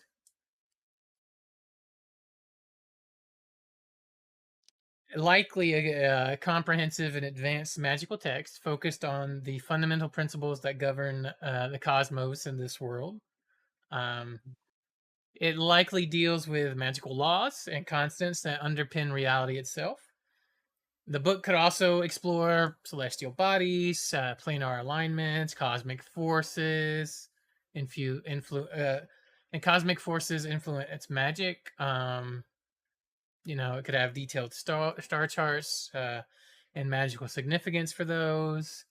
It's an extremely advanced text. Like, it is, like, you look at it, Kreslin, and it is so advanced, it'd be like, this is probably a senior level book for a senior student or possibly even faculty. And to even truly understand it, you will probably need an extremely strong foundation in both magical theory and astronomy to fully comprehend it. She's reading the book, and she's just like, she goes to try to start taking notes because she's like, oh, this is something that she should know, or something that she should learn. But after like maybe the first page, she's like, wait, what? What did I just read? Yeah. So now it's just words on a page for her. She's like, oh, maybe I should have picked up the other book.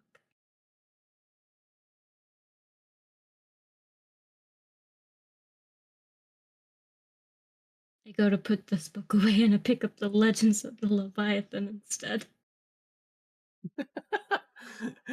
Okay. Like, here's like what. So just to go back to the Codex for a second here, you have a chapter on astral resonance and thaumaturgical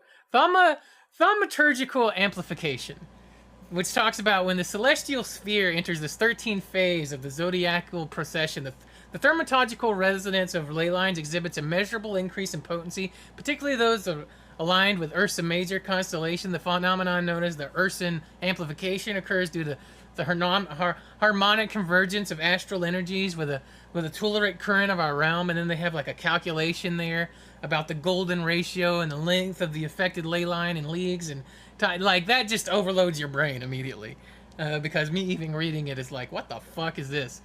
You know? Yeah, that's not relaxing at all.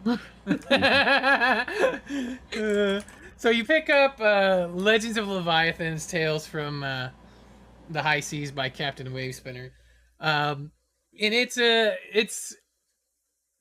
like it's an exciting collection of nautical adventures and folklores, talking about like it's got like sea monster tales inside, stories of encounters with like giant krakens and sea serpents and other kind of oceany creatures. There's some pirate legends in there about notorious pirates and treasures and mysterious islands and cursed ships and mermaids and sirens and storm sorcery and underwater civilizations and all that. It's a very fun.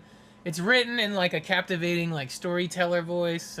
Has a mix of like first-person accounts and retold legends and vivid descriptions of sea battles and storms and supernatural events. It has like hand-drawn maps and sketches of sea monsters. It's very like just a blending of fact and fiction and very entertaining waves. Have you ever heard of Captain Wavespinner, Kreslin? Could I roll for it? Yeah, roll history. Come on now. I believe in you.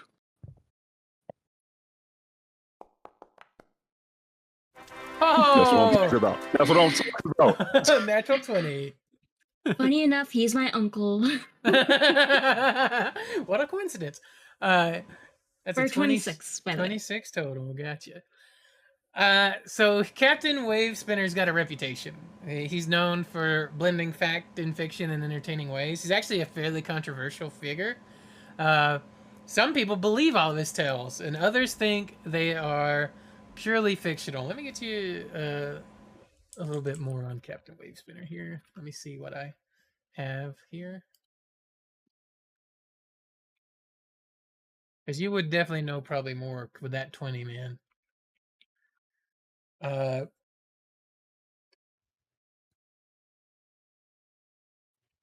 He was born in a coastal town, probably around the Onyx Coast, which you recall is where Kalen is from. Supposedly became a young captain at the age of 28. He's led several expeditions in the uncharted waters. He's supposedly expanded trade routes. He's survived numerous encounters with pirates, sea monsters, magical storms, and has supposedly retired from active sailing to focus on writing and storytelling. Has a very strong reputation for embellishing their stories, and yeah, like the Legends of the Leviathan is very popular among both sailors and non-sailors. A controversial figure that seems to very much embellish their tales.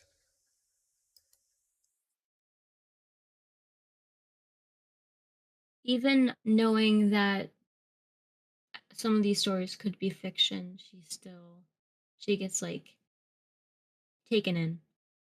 She just like can't stop turning the page. She's like, "Oh, I was supposed to study. Never mind. I'm going to read this instead." Yeah, I think she just does that until whenever if she sees anyone. Okay. Or she remembers that she's supposed to, do homework and whatnot. All right, Marcel, you looking for Kreslin? Yeah, I'm searching for her, and but also as I'm leaving, if I see Corvus, I'll go and holler at him real quick. Yeah, he's kind of standing there and he's kind of staring at Garrett, and then he sees you kind of walk over toward him, and he kind of engages with you. He kind of pulls his hood back up over his face, or sorry, his head, and kind of covers his face a little bit. Okay, great. All right, I'll walk up to him and be like, "Hey, Corvus, how you doing? After how you feeling after this class and everything? I know this one was a bit tougher for a lot of us, me included. If I'm being Yeah. honest. Yeah, I'm exhausted. Also, it's a in more touchdowns. He's like, to thank you for helping out Kreslin earlier. He says, I have no idea what you're talking about. Yeah, neither do I. You know, but still, you have to give. You know, it's just something I figured I'd say. He kind of nods. Everything. Also, what's he starts the sentence and then he's like, he's like, kind of like, he's decided if he should just ask this, but he's like, whatever. What's going on between you and Garrett? I think he took that throw a little personally. Oh, Don't worry about it. I'm sure he'll get tired of it. Yeah, I threw him and he tripped me. Fair's fair. I'm sure that's where it'll end. inside checks. Absolutely. As much as I hate it, it's just What, like off. what are you trying to get the vibe of? Is he telling you the truth or is it over? Both kind of. Okay. 'Cause, Okay, yeah. Roll insight. Alright. Like he'll try and like wipe some of the sweat off of his face that's still like there, and in that moment he'll guide himself. So his eyes are covered, and shit. And I'll guide myself, and we'll try to subtly do that and roll. 15 All right. total. He is telling the truth. Okay, right, So on his end, it's over. right. And what was the other vibe you were trying to get? Sorry. What was it? You said, that's kind of the whole thing because it was like I think what he It said. sums up both. Yeah, he's Yeah, it sums up both. I tossed him. He kicked me. Exactly. Or He's he like, tripped me. that and was then, the situation, and it should have been dead right Yeah, there. both are true. But he's Both are taking it. He's taking it hard for some reason. He's taking it personal. Yeah. Yeah. Right. Okay. So yeah. So on Corvus's end, from his vibes, he's like, he's not going to continue this feud. That makes me want to do an insight check on Garrett to like to be like, what does he look like? What's his vibe? Is he's like looking back at Corvus and shit? Like, fuck me. I am asking for another insight check. I hate I'll this so I'll much. just straight up tell you it's going to be very difficult, but you can absolutely roll. I hate this so much, and I don't want to do this, but I have already said the words, and it's what he's doing. I'll go myself. Shit, whatever.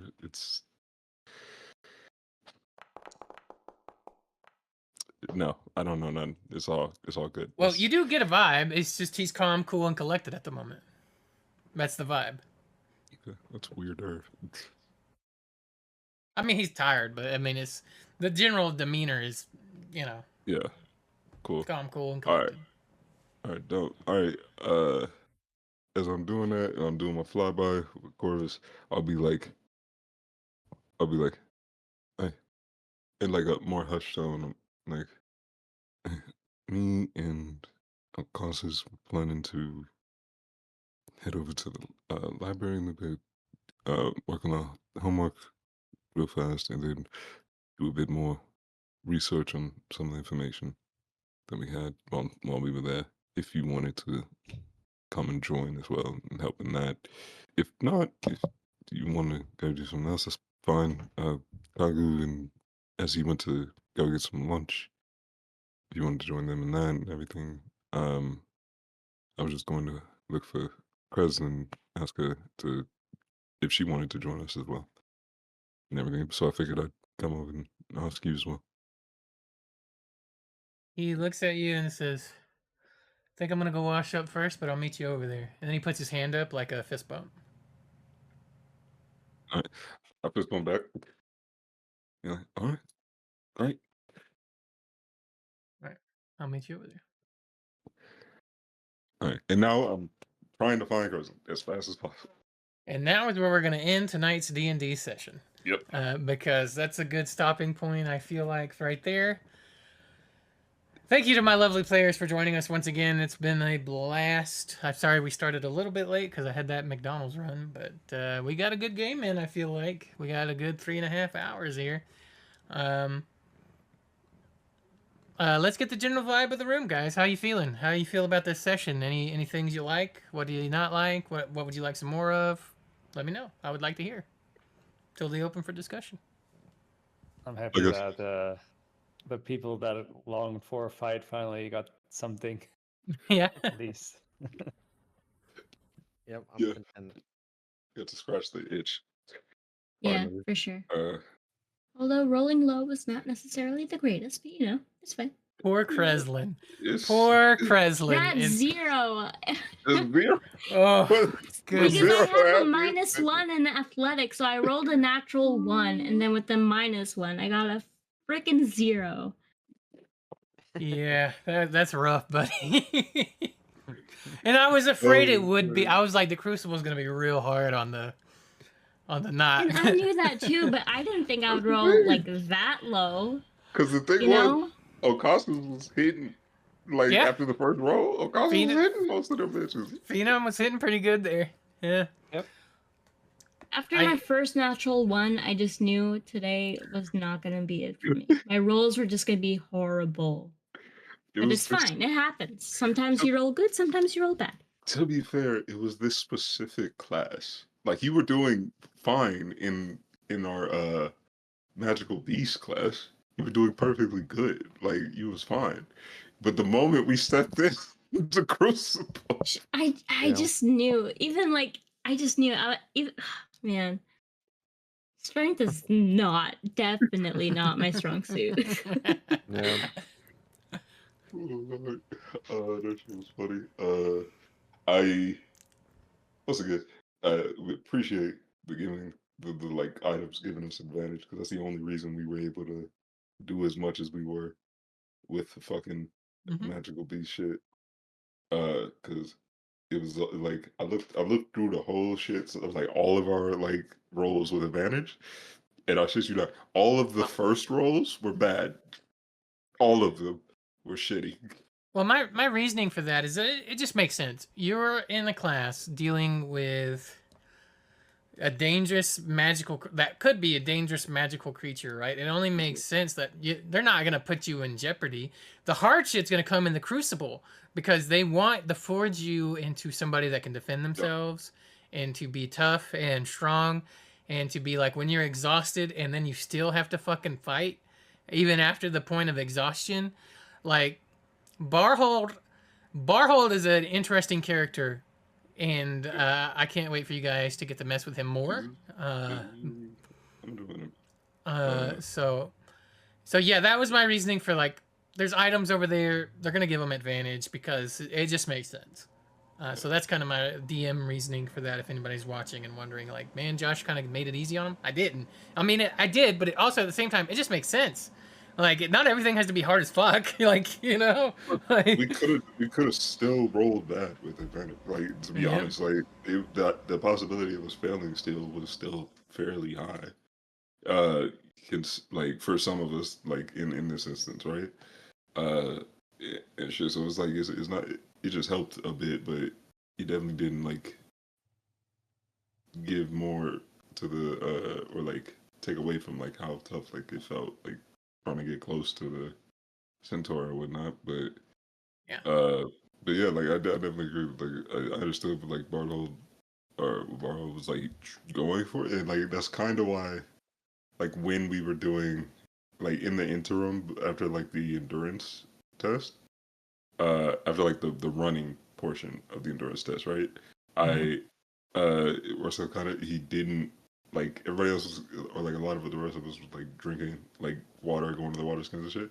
Russell kind of purposely didn't, as because he wanted to like the test is to test like my limit, like my complete limits in this moment and shit.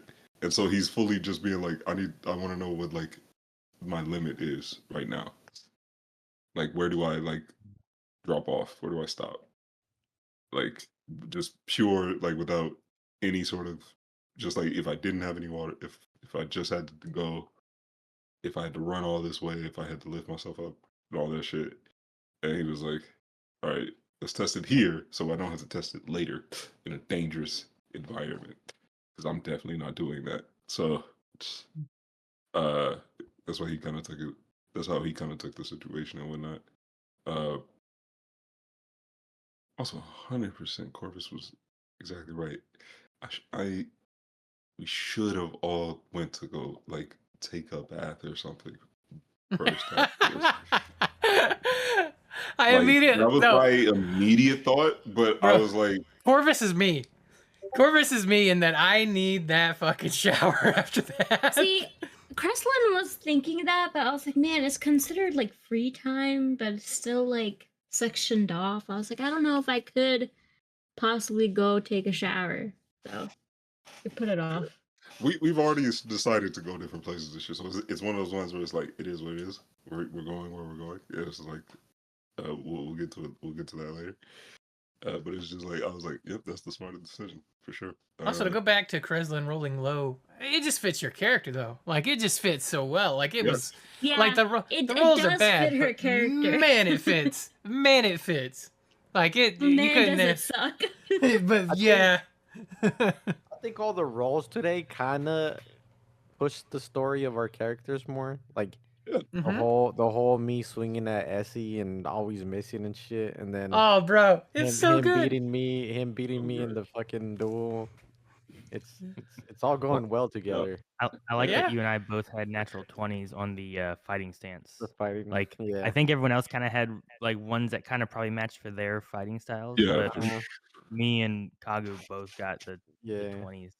Yeah. But mine was Yeah, a plus also, one yeah. higher, and I was like, yes. Also, speaking of, let me.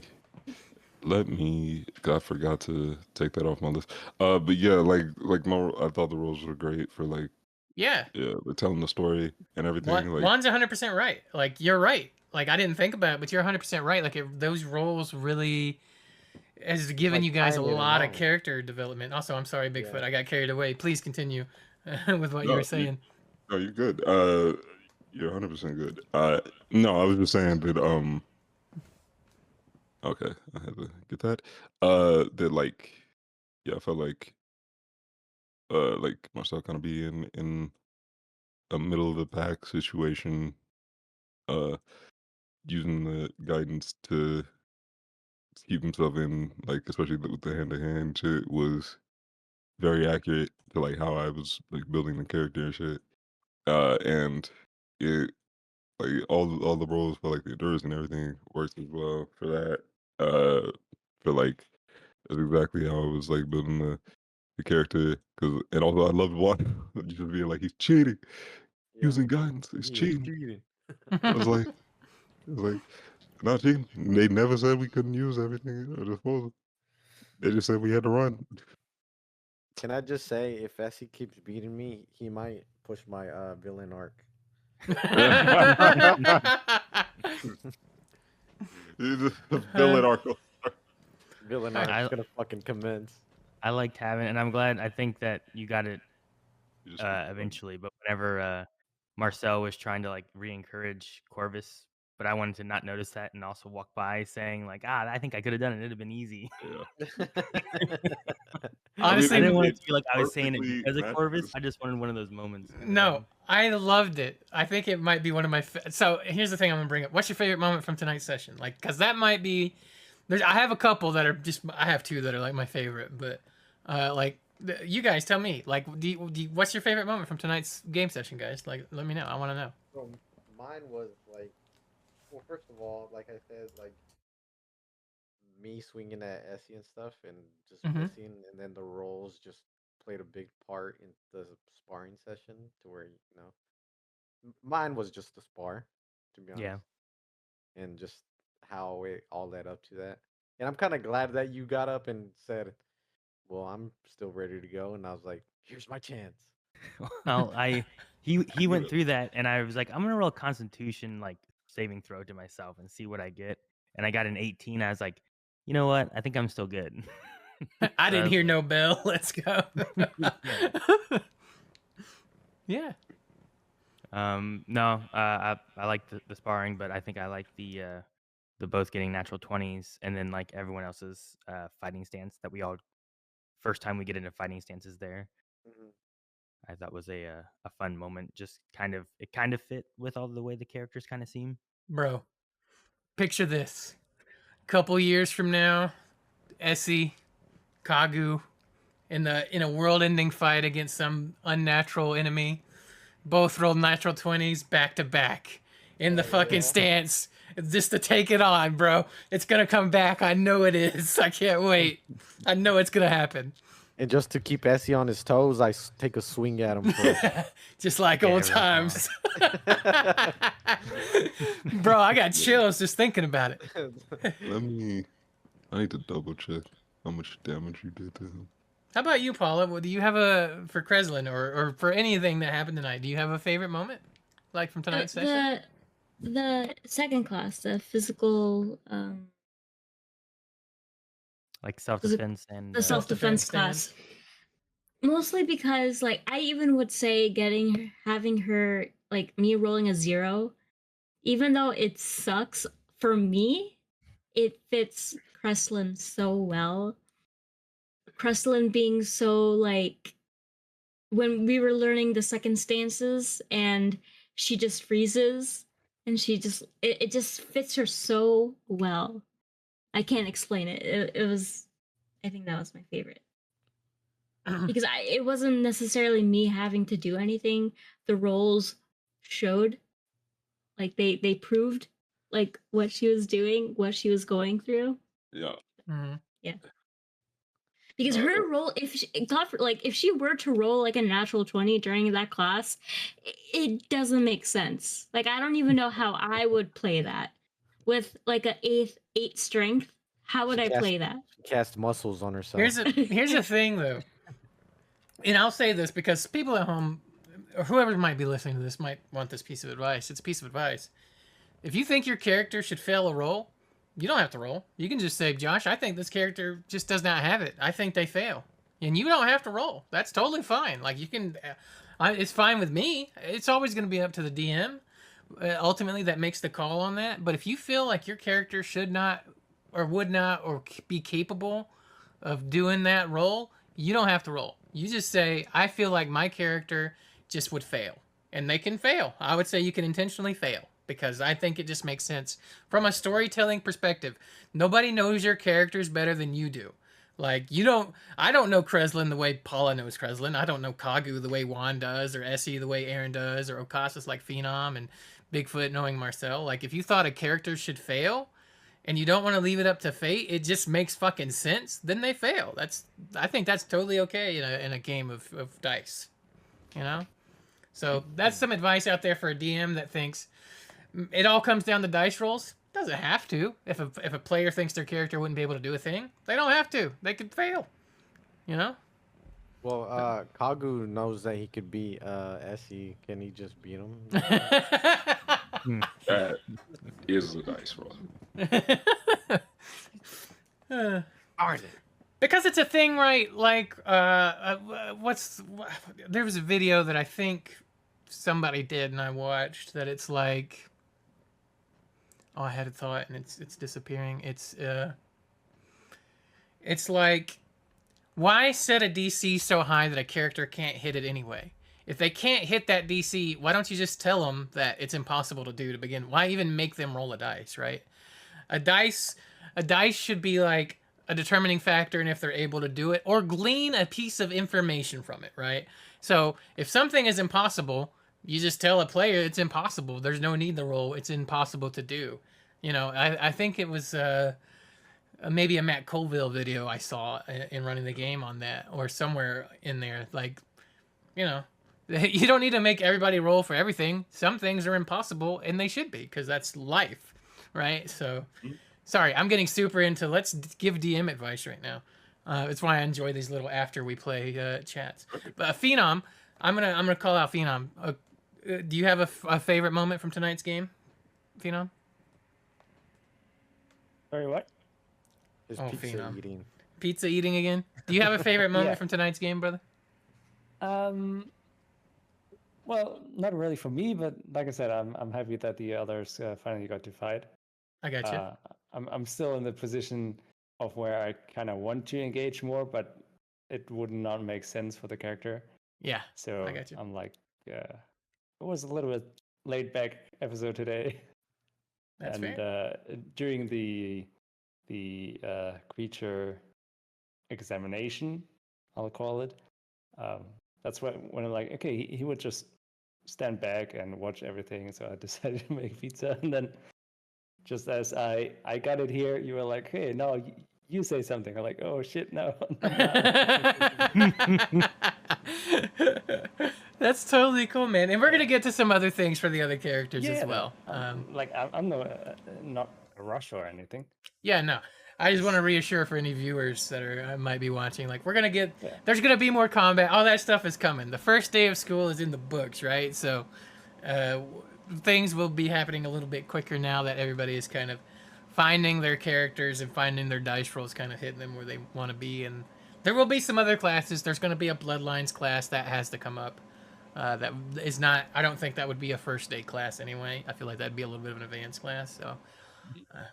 How about you, Bigfoot? Favorite moment?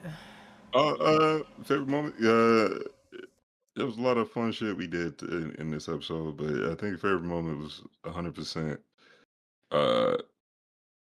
walking to the centaur with Essie and shit, just because the whole time, because that whole like class, my idea was it was in like I was in like a similar vein to Okasa's in the sense of what Phenom was saying, of like Marcel, like he knows like about animals and shit, but it's not like a forte and whatnot of his, right? Like Yeah. this isn't something like this isn't his bread and butter, so he was very much ready to allow others, like everybody else, to kind of like lead in sort of the discussion and so be the support from the back, right? And and everything. But he also had to be. He was also like, I also need to be a tempering voice because I don't trust that this won't get out of hand if I just let him do. Like just from the interactions we've had this past like two less than 2 days in the past 36 hours, he's like, I feel like this will get bad quickly if we just let them act like how they act. And then Kagu was like, I want to write, and I was like, no. He was like, no. And so like helping as he get to it, while also being like, I gotta make sure he also doesn't do some dumb shit because somebody says some dumb shit too, and everything. So I gotta stay at his back, but still like just supporting the group.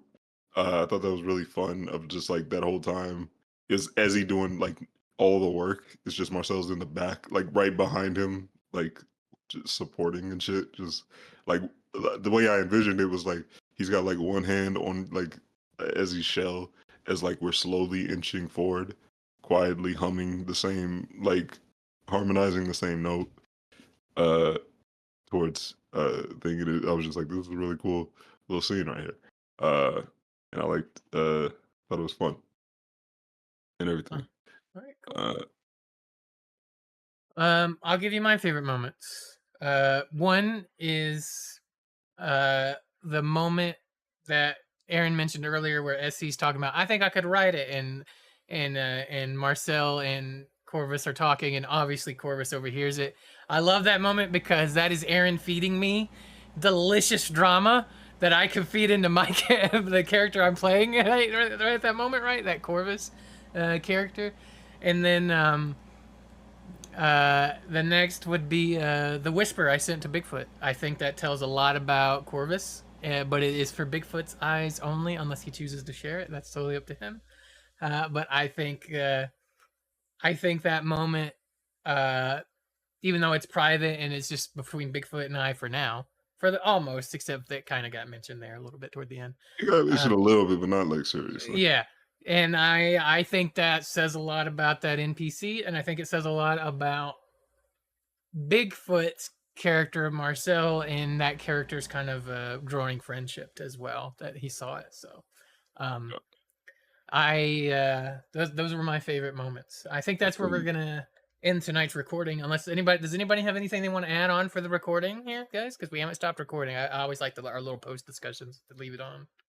Just to bring it back to that centaur thing, with how is it that we let the person that was known to just yell get close to this thing? Because I imagine it going south. Why do you think I was there? Yeah, I know, I understand that, but you can't stop him from just like touching it and then all of a sudden, hey guys, I touched it. You know? The whole time I was specifically being like hushed tones to all of us and constantly. Like that was the thing I was doing. Yeah. I was very specific about him being like quiet. I honestly thought Aaron was gonna get flashbanged. I was like, he's gonna get flashbanged. And of all people to get flashbanged, it was Corvus who fucking snapped a twig when he walked over there. I thought it worked out like perfectly. It was so good. Yeah. I didn't expect this to actually succeed.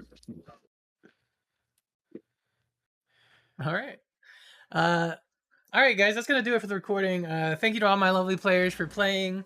Thank you to everybody that watches. Like, I know that I get views on this. It's I appreciate you guys that watch this and listen to us play. We'll be playing next week. We're gonna keep playing, and I enjoy my. I loved it, dude. I can't wait to see where this game goes. Like, we're setting up so many things, just even unintentionally, with like Kagu and Essie's double nat 20s. You know that's gonna come back like years from now at the end of the game. It's gonna happen again, and they're gonna be back to back. And oh my god, I got chills thinking about it. And all these other things that are gonna happen, I just know they're gonna happen. They're gonna happen because I'm willing them to happen, and fucking the dice listen to my will because I'm the DM. No, we don't rig rolls here. That's why I roll so you guys can see. Yeah, just shout out to my players. You guys, there's a little bit of an emotional night for me earlier tonight. Aaron knows, because he was in chat with me when some things were happening. But playing with you guys has really lifted my spirits, made me feel fucking good, and I just appreciate and love you guys. So thank you so much for playing with me, and I look forward to playing more. Thank you, Josh. Me too. Thank you. Thank you for the end, man. Yeah. Thank you. Mwah. All right, guys, that's gonna do it for the recording. We'll see you on the next one. Bye. Bye. Have a good night.